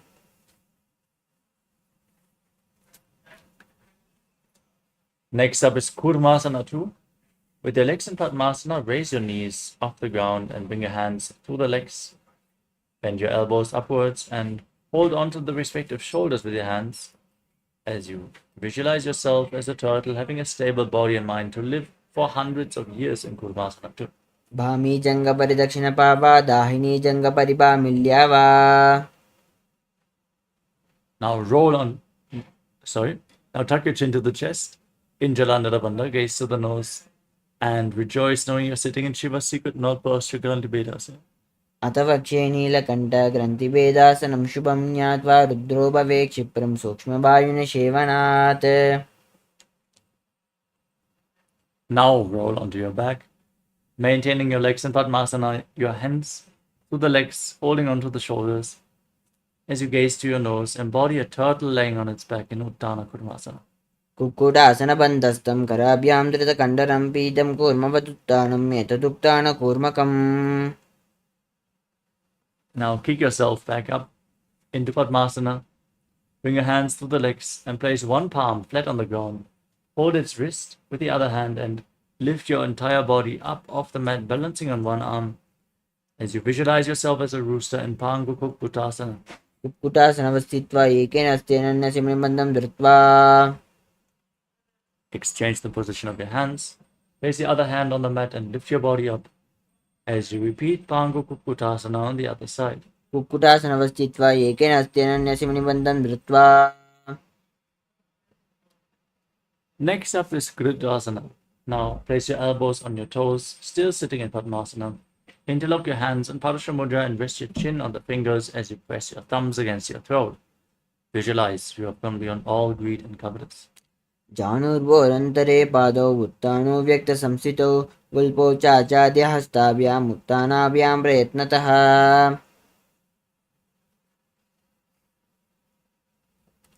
Next up is Padmasana 3. Now, place one hand over the other with the palms facing up in your lap. Sit in a meditative space. Engage all the bandhas, Mahamudra Bandha. Visualize Swamiji in your inner space in Padmasana 3. उत्तानौ चरणौ विधाय विधिवत् शक्तिस्थितौ योगिरात् Now place your hands on the knees and gaze to your nose. Internally chant Om Nithyananda Paramashivoham as you visualize Paramashiva in your inner space in Padmasana form. एतत् पद्मासनं कुर्यात् प्राणवायुप्रसिद्धये सुभासनं सदा ध्यायेत् पूरयित्वा पुनः पुनः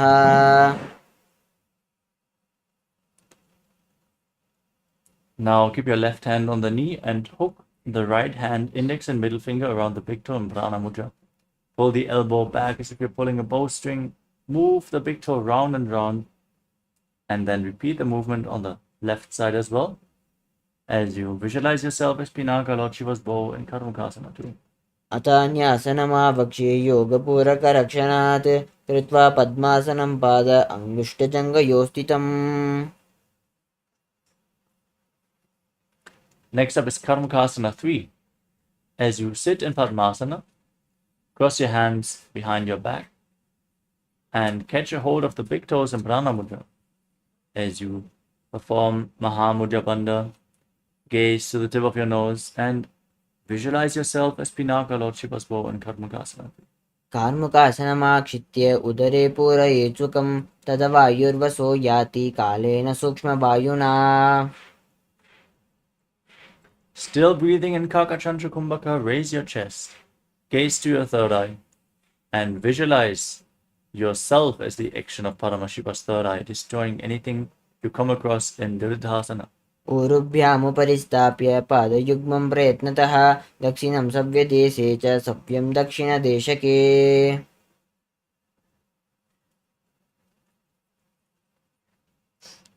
Next up is Nagrasana. Holding onto the big toes with your arms crossed behind your back. Now roll onto your back. Lay down on your arms with your knees towards the ground, legs in Padmasana. Gaze to the tip of your nose. Visualize yourself as a snake and breathe in Sahadra Kumbhaka in Nagrasana. प्रथम पद्मासन कोंटाने दो हाथ पाचाने आने पद अंगुठा पकड़े आनी सोवे कहुन्या कुल्या पानी Now free your arms and free your legs. Put your knees in towards your chest. As you encircle your legs with your hands interlocked in Parasha Mudra, bring your chin to the knee, squeeze your body into a ball in Kandukasana. वेतरासने स्थित्वा हस्तपादान् निष्कुष्य Now place your feet flat on the ground, your knees raised, and interlock your fingers around your neck. Breathe deeply through your nose, gaze to the nose, and visualize Swamiji in Urdhva Bhavanasana. प्रथम सूदो San करावे घोड़ा ओबारा से मिलावे Next up is Marakara Pitasana. Now bring your hands underneath the heels with the palms facing up. Push your hips off the ground as you lock your throat. Breathe in Mocha Kumbhaka. Push the air up against the throat lock. And visualize yourself as a powerful alpha ape in Marakara Pitasana. उत्तान शयनं पादतले उत्तान हस्तयो स्थापयेत् Next up is Uttana Shikipitakasana. Now support your lower back with your hands. Keep your hips raised high as you extend your legs. Point the toes, gaze to your nose, and visualize Swamiji in Uttana Shikipitakasana. झङ्गोर्बलहीनस्येतुत्तानशिखिपीठकम् अप्रमत्तः प्रकुर्वीत भुक्तेः प्राग्विजितेन्द्रियः. Next up is Nadakasana. Now raise your legs up. Point the toes to the sky and place your arms flat on the ground with the palms on the mat, supporting your balance as you visualize yourself blissfully traversing through Naraka Loka unscathed in Nadakasana. ग्रीवाकण्ठेन भूमिं विष्टम्भ पादाकरद्वयमूर्धमुन्नयेत्. Now support your lower back with your hands. Keep your body completely straight and lower your legs down.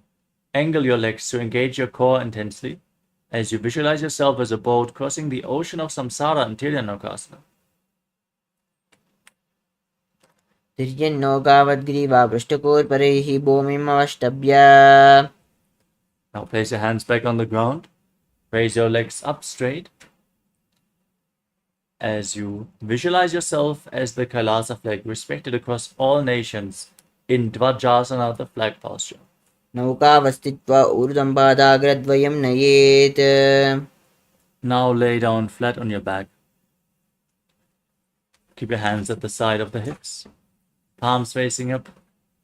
In the final posture of this sequence, Mritasana, intensely pull the Kundalini Shakti up along your spine in Shakti Chalan Mudra,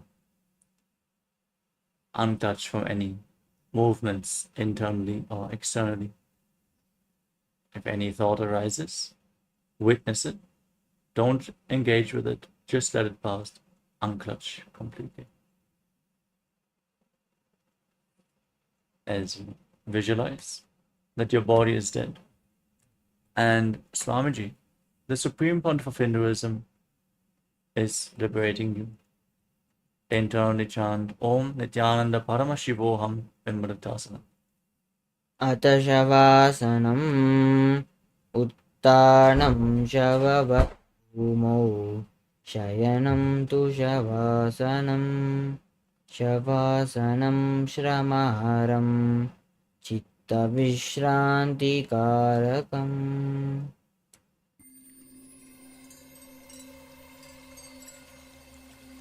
I welcome you all with my love and respect. Let you all open all your three eyes. Om Nithyananda Paramashivoham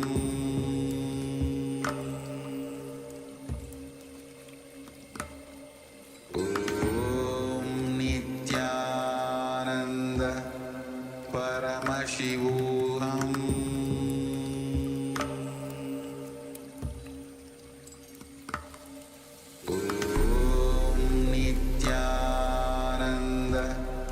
Paramashivoham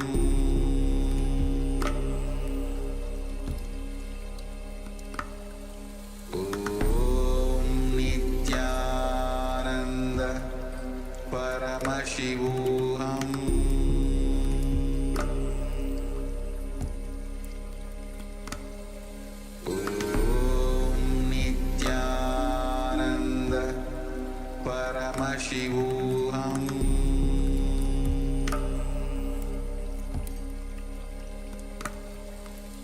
Om Nithyananda Paramashivoham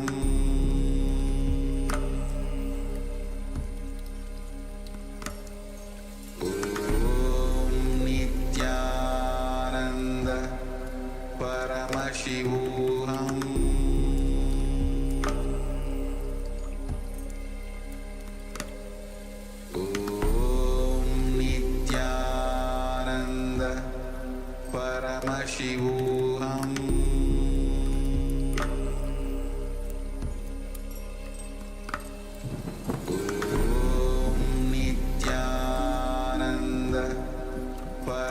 Paramashivoham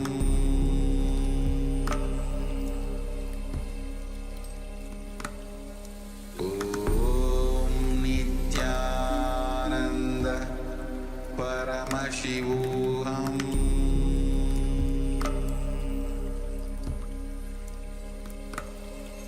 Om Nithyananda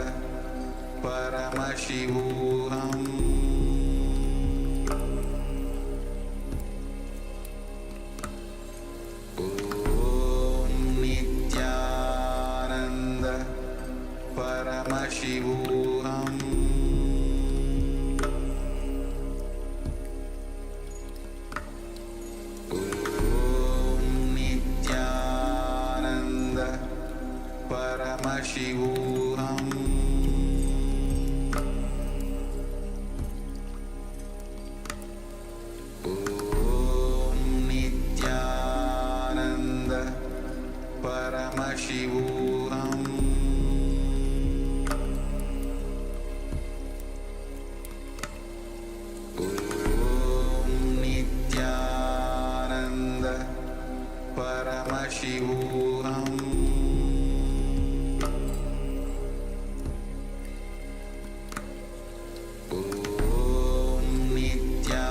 Nithyananda Paramashivoham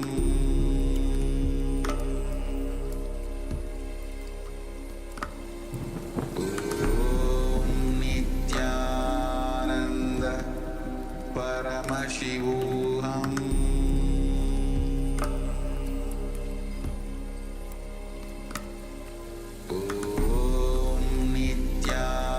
Nithyananda Paramashivoham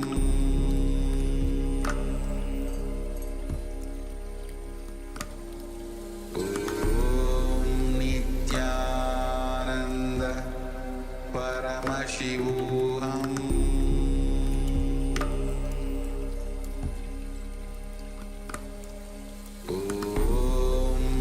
Nithyananda Paramashivoham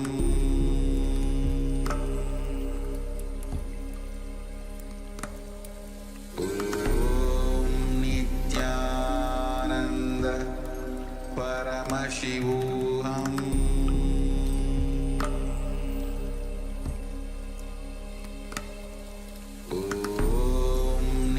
Nithyananda Paramashivoham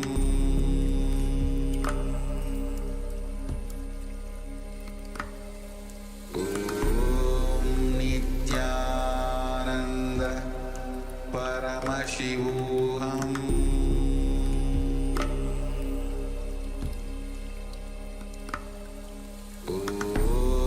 Nithyananda Paramashivoham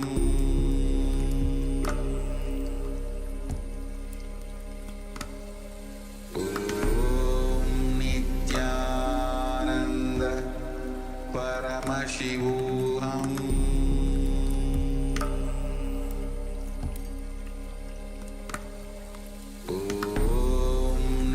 Nithyananda Paramashivoham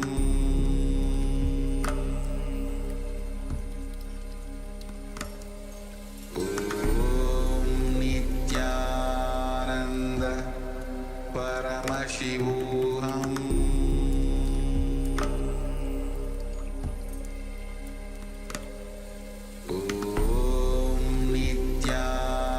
Nithyananda Paramashivoham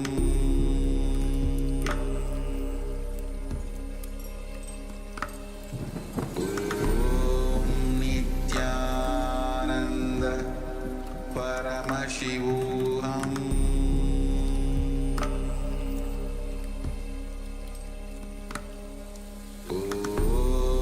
Nithyananda Paramashivoham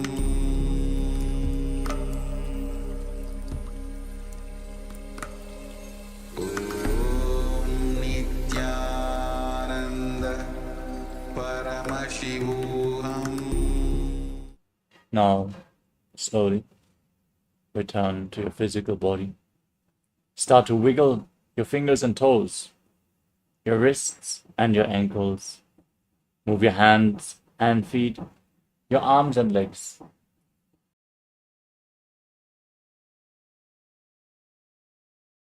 Pull your knees towards your chest and rock your body from side to side. Slowly return to a comfortable seated position.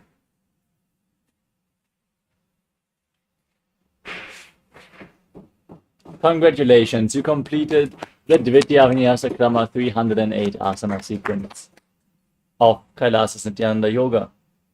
With this, we come to the conclusion of today's Nithyananda Yoga session. Thank you all so much for tuning in. Let us all get ready for another day of powerful revelations and processes. Starting off with a power manifestation. After this intense yoga session, let us manifest the Shaktis of Paramashiva. As we conclude the session, sit straight with your head, neck, and spine in a straight line. Hands in Namaskara Mudra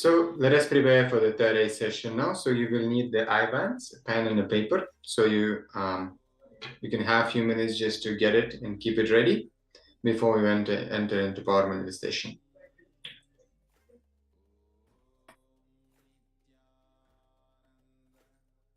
Paramashivoham Om Nithyananda Paramashivoham Om Nithyananda Paramashivoham Om Nithyananda Paramashivoham.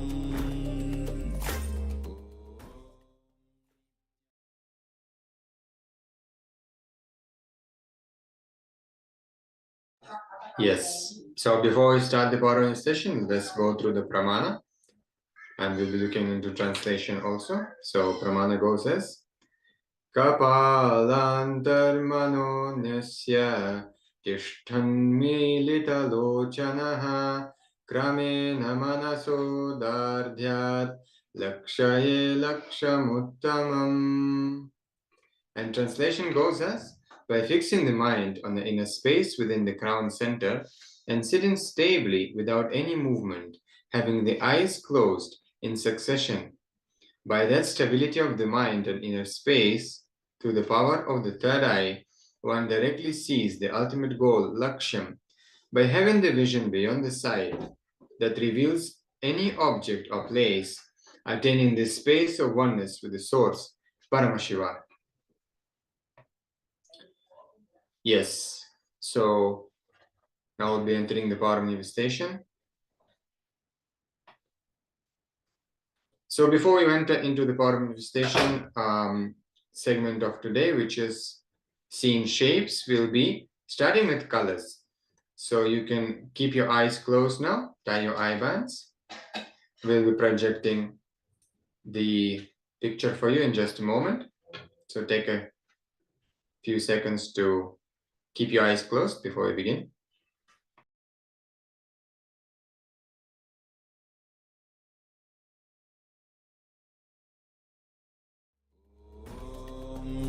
Nithyananda Paramashivoham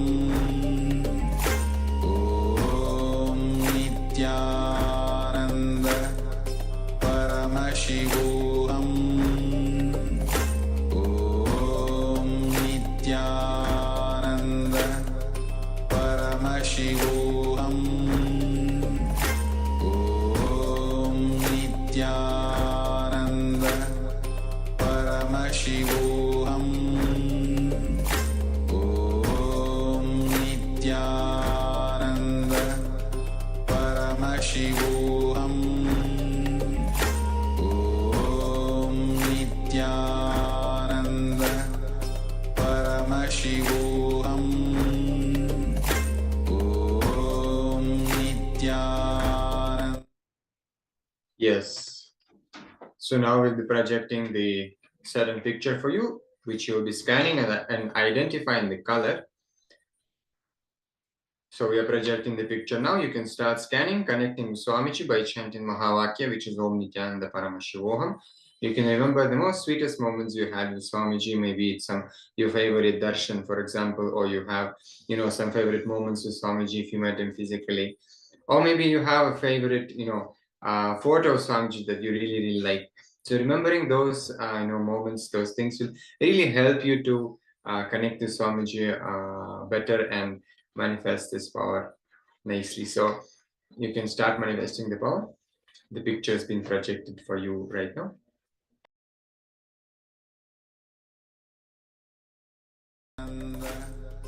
Paramashivoham Om Nithyananda Paramashivoham Om Nithyananda Paramashivoham Om Nithyananda Paramashivoham Om Paramashivoham Om Nithyananda Paramashivoham Om Nithyananda Paramashivoham Om Nithyananda Paramashivoham Om Nithyananda Paramashivoham Om Nithyananda Paramashivoham Om Nithyananda Paramashivoham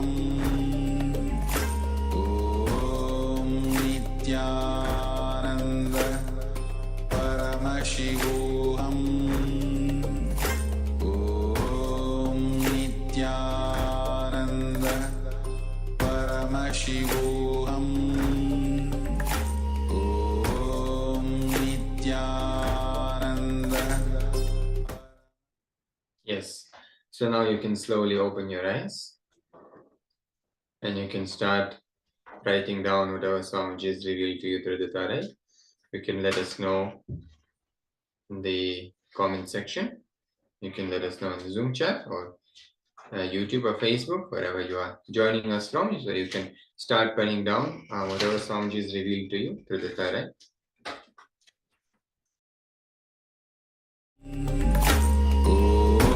Om Nithyananda Paramashivoham Om Nithyananda Paramashivoham Om Nithyananda Paramashivoham Om Nithyananda Paramashivoham Om Nithyananda Paramashivoham Om Nithyananda Paramashivoham Om Nithyananda Paramashivoham Om Nithyananda Paramashivoham Om Nithyananda Paramashivoham Om Nithyananda Paramashivoham Om Nithyananda.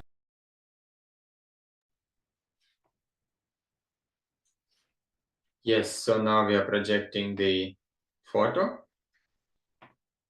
So you are scanning for the colors. So these are the colors which you can see now. You can verify your power manifestation. So if you've seen something like orange or even maroon, which you see at the background, or even there is white color there also, then you've manifested the power. You can celebrate how Swamiji is expressing himself through you, how he is manifesting through all of us. Now we'll move to the next round of power manifestation. You can close your eyes. Please close your eyes. And also feel free to share with us, your experience of power manifestation. How did you feel when you manifested the power? So if you got it right, you can also share your experience of power manifestation, on us on Zoom, with us on the Zoom chat, or you can even share on your profiles in social media as well, and invite people to join for the Paramashivoham program, which will be happening starting from tomorrow. It's going to be a 21-day program, which will be going for the next 21 days, where Bhagwan himself will be coming for live darshans every day, and various different initiations will be there. 21 days, various different gods and goddesses, different forms of Paramashiva, different initiations all of us will be blessed to have. So now you can join for the program and experience so many various powerful cognitions and initiations from Swamiji and Sanatana Hindu Dharma. So with this, let us continue with power manifestation. So you can close your eyes before I project the next picture for you.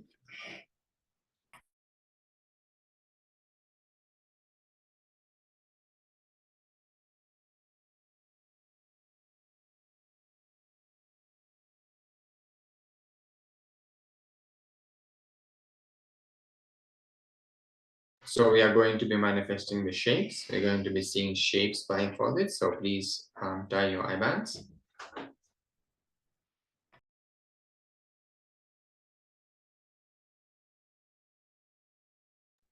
So now we are going to be projecting the shape for you, which you're going to be scanning.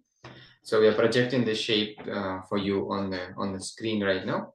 You can start the manifestation.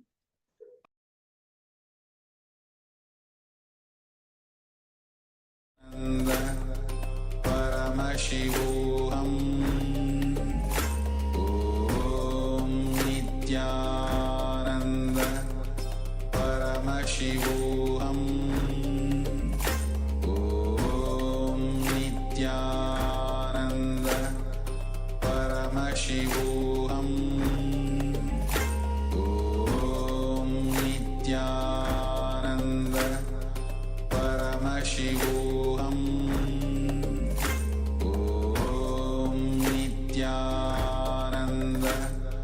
Paramashivoham Om Nithyananda Paramashivoham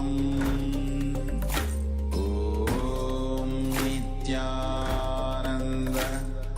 Paramashivoham Om Nithyananda Paramashivoham Nithyananda Paramashivoham Om Nithyananda. Yes, so now you can open your eyes and you can start writing down what Swamiji has revealed to you through the third eye. And please don't be hesitant and do not worry, whether you got it right or, trying to, calculate, your answer. That's not going to work. That's not the point here also. So the whole idea is to connect in oneness with Paramashiva, with Swamiji, and whatever he is revealing through you through the third eye, which is like so many, zillions and times more powerful than, any logic and mind, which you may say that it drives into here, into your power manifestation. That cannot happen. So just remember this powerful cognition and don't worry at all. Just write down exactly what Swamiji is revealed to you through the third eye. So now we are projecting the shapes for you. So now you can see the shapes which have been projected for you. So you can verify your power manifestation. You can see a star here and another a shape also there. So if you've manifested any, also if you saw any colors as well, you might have seen, the yellow and blue and yellow gradient color also, or maroon. That is also part of manifestation. So if you saw those colors or the shapes, then you can definitely applaud yourself and feel happy that you have manifested the power and that Swamiji is actually manifesting through you. So that's wonderful. So you can also let us know your experience of this power manifestation in the comment section or in the Zoom chat as well. And now we'll be moving to the next round of power manifestation. So you can close your eyes. Please close your eyes. In the next few seconds, we'll be projecting the next image for you. It's also going to be shapes. So the very important thing is to celebrate how Swamiji is manifesting through you when you manifest all these powers, because like that is the whole idea of it. And it is not just some how you have siddhis and shaktis. There are a big difference. The siddhis manifest on the way to enlightenment. It can be through the power of your tapas, and shaktis, it's something which manifests from the space of enlightenment. And like if siddhis, they have the ability to divert you from the enlightenment, from the path of enlightenment, where shaktis, they not only don't that's not how they function, they also they're also very big support for you on the way to enlightenment, because they manifest from that space. When you experience yourself as Paramashiva and manifest those shaktis, you get more grounded into that space of Paramashiva as well. So it is very beautiful, powerful gift that Bhagavan Sri Nithyananda Paramashivoham Swamiji has brought for all of us here from Kailasa. So now we'll move to the next round of Parama meditation. So I hope all of you have tied your eyes by now. And we are projecting the next set of shapes for you on the screen now. So you can start chanting the Mahavakya and manifesting the power. Nithyananda Paramashivoham Om Nithyananda Paramashivoham Om Nithyananda Paramashivoham Om Nithyananda Paramashivoham Om Nithyananda Paramashivoham Om Nithyananda Paramashivoham Om Nithyananda Paramashivoham Om Nithyananda Paramashivoham Om Nithyananda Paramashivoham Om Nithyananda Paramashivoham Om Nithyananda Paramashivoham Om Nithyananda Paramashivoham.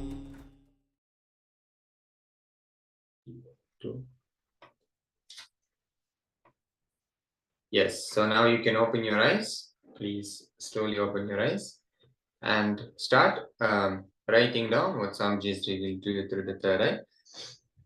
You can let us know in the Zoom chat or in the social media you're joining us from.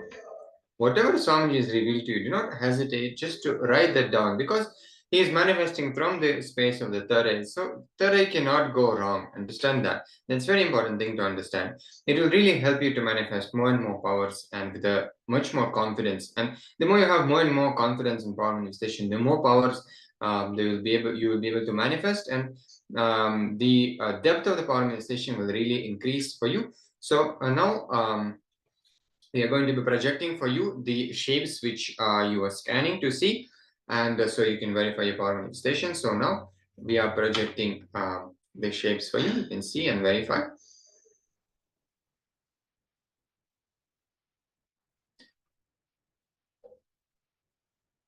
So make sure to share with us also your experience of power manifestation, and you've seen triangle or the shape here, and the colors also, the blue and the orange or the maroon. If you've seen any of this, you can let us know, and that means you have started manifesting the power, and power is manifesting through you. So let us know in the comment section, and also share it with all others as well to your experience of power manifestation, and invite everyone to join for the upcoming Paramashivoham program, which will be happening tomorrow, starting from tomorrow. It's a very powerful program. So now we will be beginning our sessions for today after the powerful yoga session and the power manifestation session after that. So now we'll be moving to the first jnana segment of today. So get ready. We'll be starting just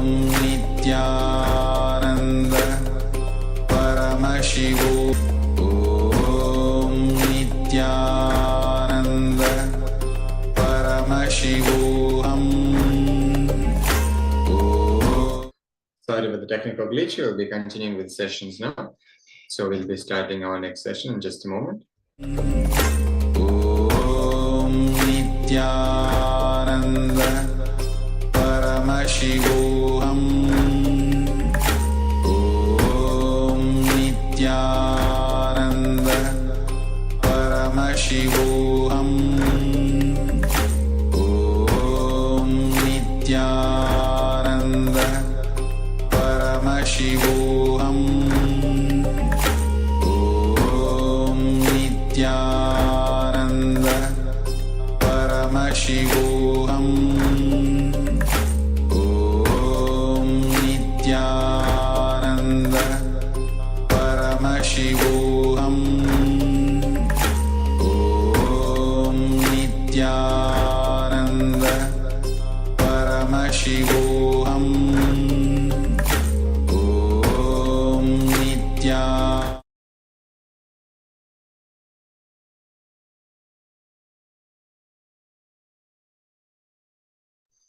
Yes, so before we begin the session, just a quick security guidelines from KAILASA's National Security Agency, and that is photography, video, audio recording of any kind is strictly prohibited during all sessions. Also, we request all the participants to be on mute, be on the camera throughout the class. If you need to step out in any unavoidable situation only, please inform the digital security officer or the concerned acharya.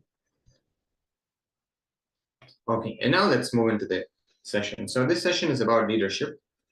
Is it a state? It is a state, not a status. So there are so many books have been written, on the subject of leadership by management gurus, professors, and consultants. Most of them have spoken about how a successful leader should be.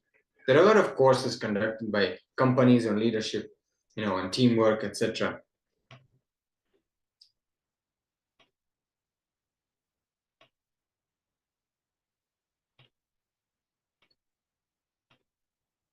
Yes. So the disciples of the Supreme Pontiff of Hinduism, Nithyananda Paramashivoham, who have come from the corporate world, described to him how these courses are conducted and what they have been trying to achieve through these courses. They have also told him that while the courses have been helpful to them, the effect of the courses tend to wear off, within a few days or weeks after the course is conducted. At the same time, Supreme Pontiff of Hinduism was told that the weekend boot camps also were conducted, where the team spirit was built by climbing ropes or playing games, creating a sense of friendship between each other. The gist he picked up from the hearing his disciples is that these training programs tend to work on the outer attributes, but do not do little to change the inner software that we function from. So they do not work on transforming the individual, but they just work on the trying to change the outside attributes of a person.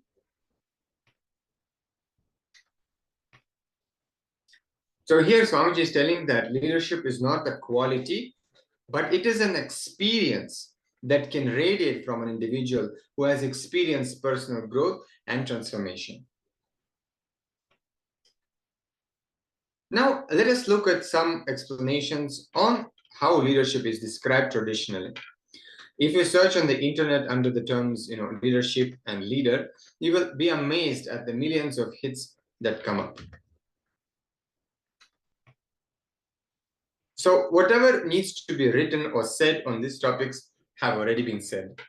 So the Supreme Pontiff of Hinduism is here to mainly give us a few examples from the leading management gurus and their concepts of a leader, and more importantly, to give you the real understanding about the leadership, the tools and techniques, how to become a leader, and how anyone can radiate those leadership qualities as a result of personal transformation. See, here Bhagavan is saying that every human being is a potential leader. Leadership is not a quality only some people have and others don't. as it is usually viewed and understood currently in society. Everyone can become a leader, and the quality of a leadership arises from one's ability to take responsibility for a particular organization, situation, or a particular group.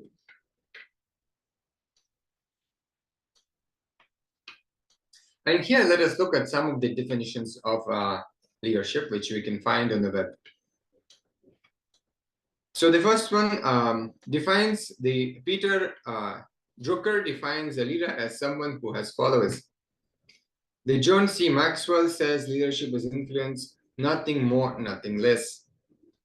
Warren Bennett says leadership is a function of knowing yourself, having a vision that is well communicated, building trust among colleagues, and taking effective action to realize your own leadership potential.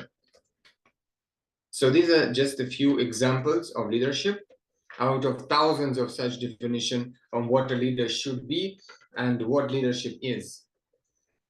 We are not going to go into too much of the detail into this, but we just wanted to point out some of these quotes from leadership management gurus on leaders and leadership.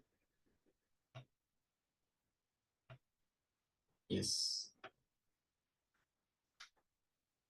See, all of these experts tell us what a leader should be and the traits of the leader that define him.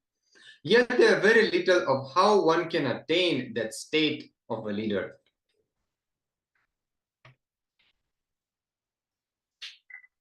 So now let us see, is the leadership traits are inborn or can leaders be created?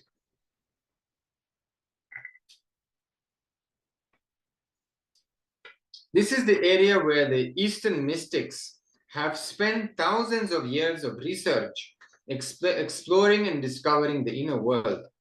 They have created tools and techniques to create the right inner software to cultivate leadership skills.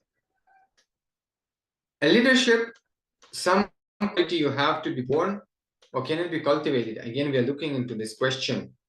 How can one develop leadership skills? Can a person truly lead an organization if he or she is caught up in personal struggles and confusions? Before we get into these details, let us first say that leadership skills can be cultivated. It is all about achieving the state of consciousness of a leader and not the status that is achieved by becoming one. The processes that Supreme Pontiff of Hinduism is going to take us through is a time-tested, proven science of personal transformation. It is a product of 10,000s of years of research and development from the Eastern mystics and Eastern systems of inner science. And what does that mean? Firstly, you need to understand that every civilization has focused their energies and time into certain fields. In the West, they focus their efforts on the outer world, science, innovation, discovery and creation of products and services to improve the quality of life and comforts. The outer world scientists have discovered so many products and services which have greatly benefited humanity and improved the quality of humans all over the world.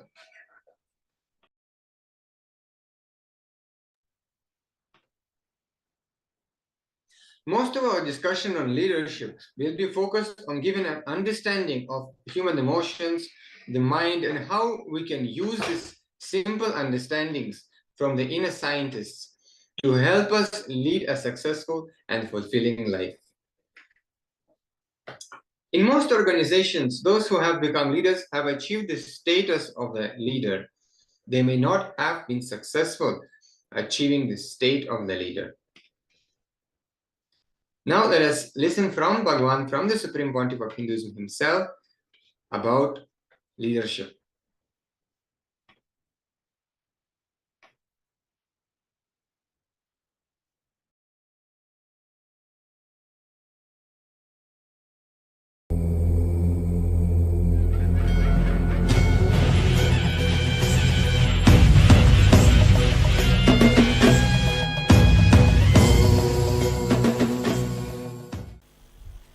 See, with the right understanding, you can be established in leadership consciousness.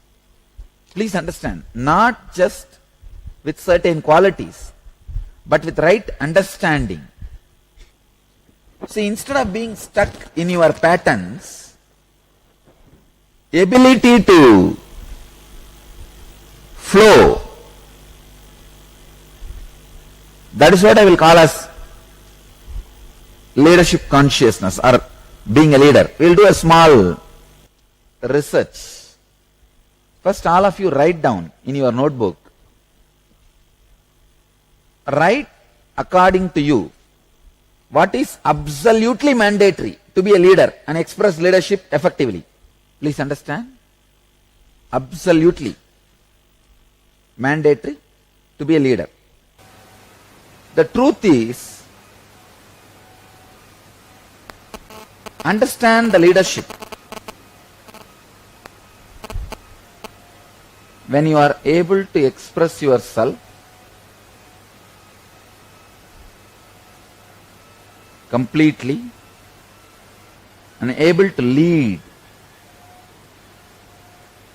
yourself or the team productively, is all leadership. Look inside all these qualities. Many of you would have expressed leadership consciousness many times without any of these qualities. Without many of these qualities or any of these qualities. Come up and give me one example. Many of you would have achieved the leadership quality in many places without having empathy, without having focus, without having being trustworthy, without knowing time management. So many of you would have had. So many of you would have developed a strong vision after your success. After you became leader, not before that. This is all rewriting history. When you started, nothing would have been there. Because suddenly you are successful, you write your big autobiography. Come on. How many of you had some incident expressing leadership in your life without any of these qualities? Come up and say. Come up. You see, actually, what you classify as weakness, as strength, as I told you yesterday itself, it is just looking from different angle. That's it. So all I am saying, whether you call it as a strength or weakness, whatever you define it, finally you can look at this as from the angle of strength. When you look at from the angle of strength, they don't have a meaning. So when you look at from the angle of weakness also, they don't have a meaning. It is just your will. If you have a will, let me be a servant, you are servant. If you have the will, let me be a leader, you are a leader. That's all. That is all I am saying. I am not saying that is a theme and after that you need one or two. I am saying that is all. Which is now the mind feels frightened because it has to give up all the very caring, comfortable words which it preserved, thinking, I will hatch this egg, I will hatch this egg, I will hatch this egg. Now I am breaking the egg. All the egg on which you are sitting, thinking you will hatch it, is words. It's not egg. Useless. That is what I am saying. That is what now you don't want to feel. Your 10 years is wasted. That is why you feel, no, this is not true. Arey, come on.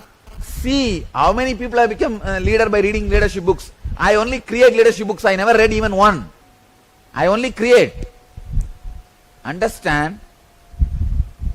The simple truth is, except will, nothing is required. You just need one paper and pen, write it in a paper, I am a leader, paste it on your forehead and live like that one. That's it.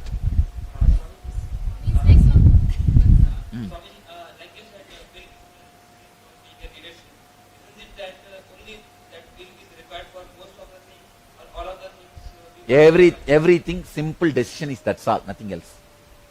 Simple decision. Very simple decision. But your mind does not agree to this. How can things be this simple? But it is. I tell you, I do not have one extra leadership quality or one quality got molded, developed when I started Dhyanapidam and now. I am very honest. When I started Dhyanapidam, my leadership qualities, and now not one quality improved 1 inch. I am telling you openly, honestly. Not one quality improved 1 inch. You will see within next 1 month, my first ASP will be put in the YouTube, which I did in 2002. I don't see any difference in my body language or words, the way I am from that 2002 ASP to 2011 Inner Awakening. The decision to be a leader opens up and breaks so many things. After that, you give any name you want. I don't even want to say that qualities will come automatically to you. Then again you will say the qualities are required, which is not. So, Swamiji, It will express without the name quality as quality. The flavor of qualities are not qualities. Your will only affects your environment. Everything. Any field. It is a simple will. See, this will take care of everything, all other second, third words you put. But the moment I accept the second, third words, you will say these qualities are required. See, decision making means simply now deciding. What is your problem in now deciding to be a leader? I decide today. That's enough. Sometimes I back off. Then No. Who said you are backing off? Why are you backing off? Then you decide to back off, decide not to be a leader. So that is a success. Again, that decision is going to be executed. You are a leader. By deciding not to be a leader, you have not become a leader. That's all. So by not being a leader, you are a leader.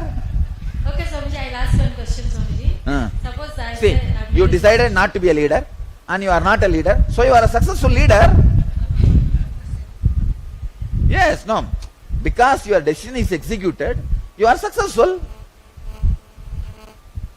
Now I've decided that I'm a leader. Uh. And then I have set the goal. Like in this many months I'm going to do all these things. By the end of that many months I wouldn't have done. No, if you are planning now itself, naturally you wouldn't have done. You are a leader. I didn't get you, Swamiji. See, now itself you say, this many months I will plan to do. I will put an example. 1 crore in next 1 year. And after 1 year you wouldn't have done. You are saying. So now itself you decided you are not going to be doing it. So you have not done. So you are a leader. No, Swamiji. Then, you see, But if I have realized. listen. In your decision itself, you decide your failure also. There's a lingering thing. Yes. Back. The Then how do linger. you come out of that? No, there is no question of how do we come out. Simply come out. Now, I have decided I am not going to have any more lingering. I am not going to have any more lingering. Over. Okay. Leadership can happen with and without confusion.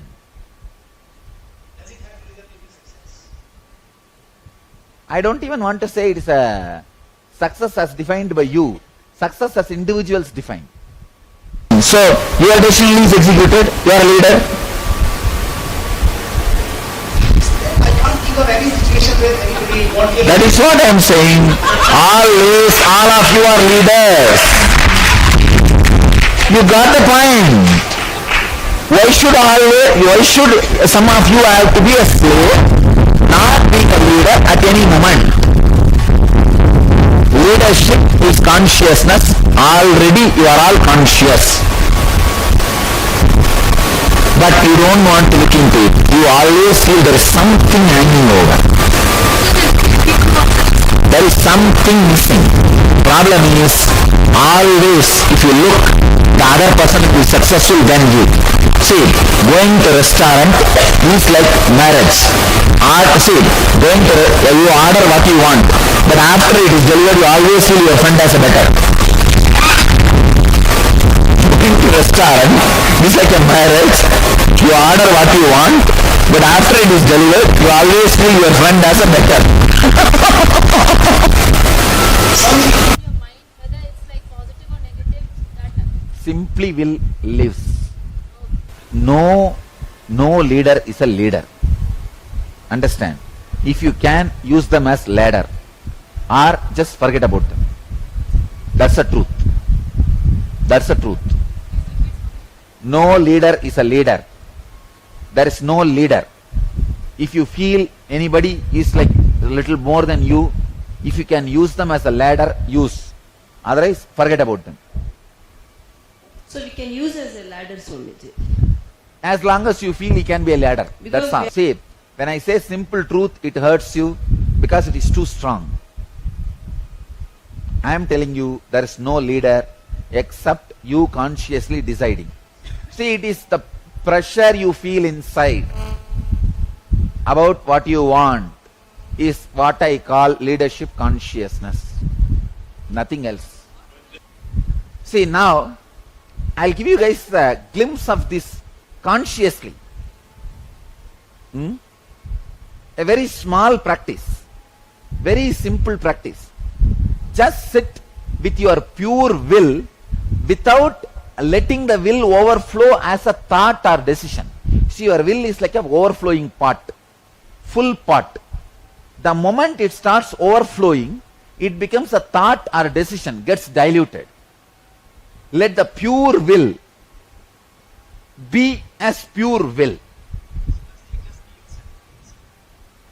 Just be what you feel as you.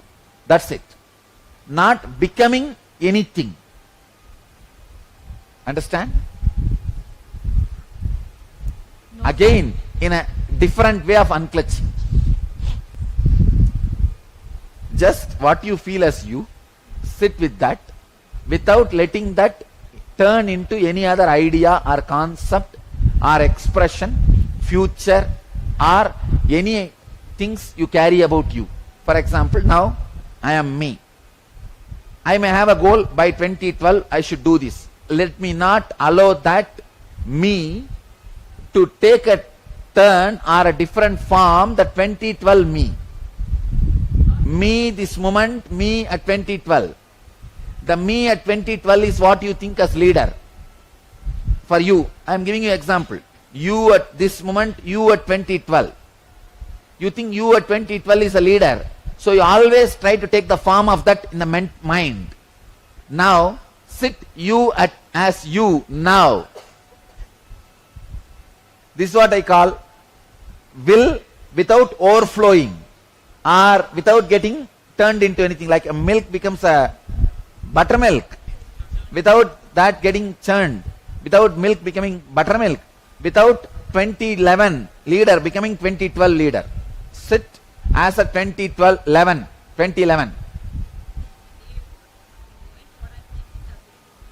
Now what you are, be as that. Be in the present.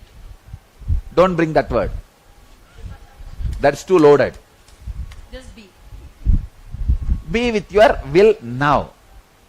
Will means you think on 2012 you will be healthy.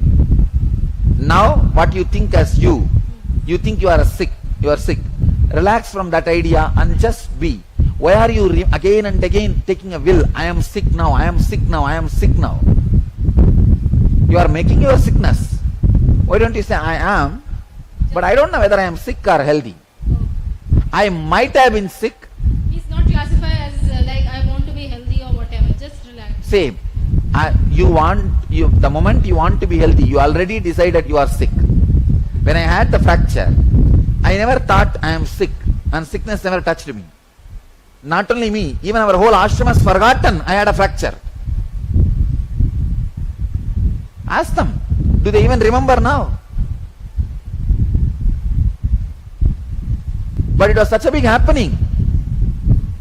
Leader of the organization, whose right hand is only the income source for the whole organization. No, really. See, this hand is the only source of income for almost 1,000 people.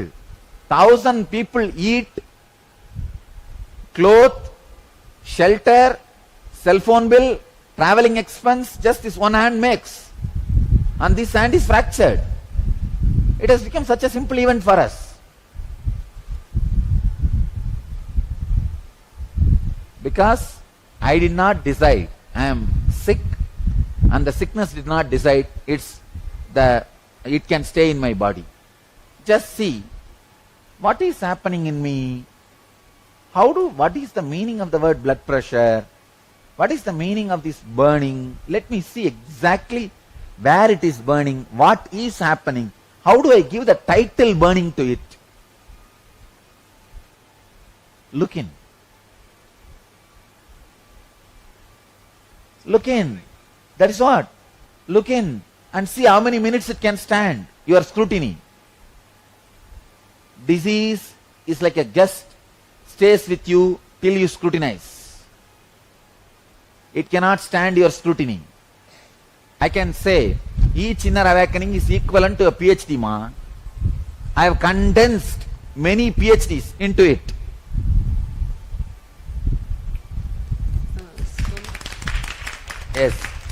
Yes. Look into the pain. What do you call as pain? What do you label as pain? Look in. Which is not there at all. I tell you, pain is a myth. Yesterday, because you did not look into now, you had pain. Now you are looking into now, it is not there. When tomorrow comes, look in as a now, it will not be there. Understand? Volunteering does not mean you can't be creative. Seva is the ultimate creativity. That will open thousands of possibilities. Seva, you have a freedom to fly and take any shape you want. So, not necessary to earn money. Yes. It is not always the making. It is always how you are living.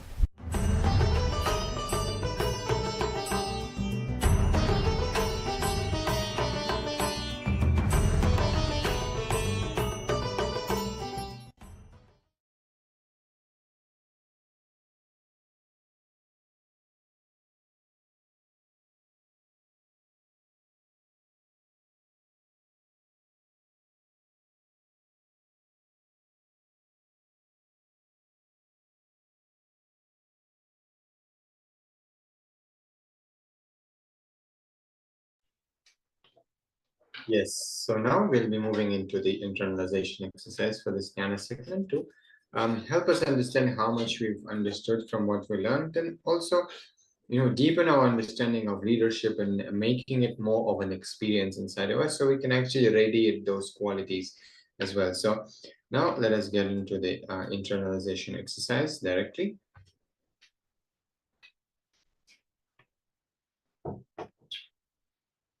So here, let us list down different areas of our life where you are not currently expressing leadership, and think and pen down how can you now express leadership in all those areas. So spend 15 minutes doing this exercise, and if you have any questions or doubts, you can let us know in the Zoom chat or in YouTube or Facebook or any social media platform you are attending from, and we'll respond to you. So now let us enter in the exercise.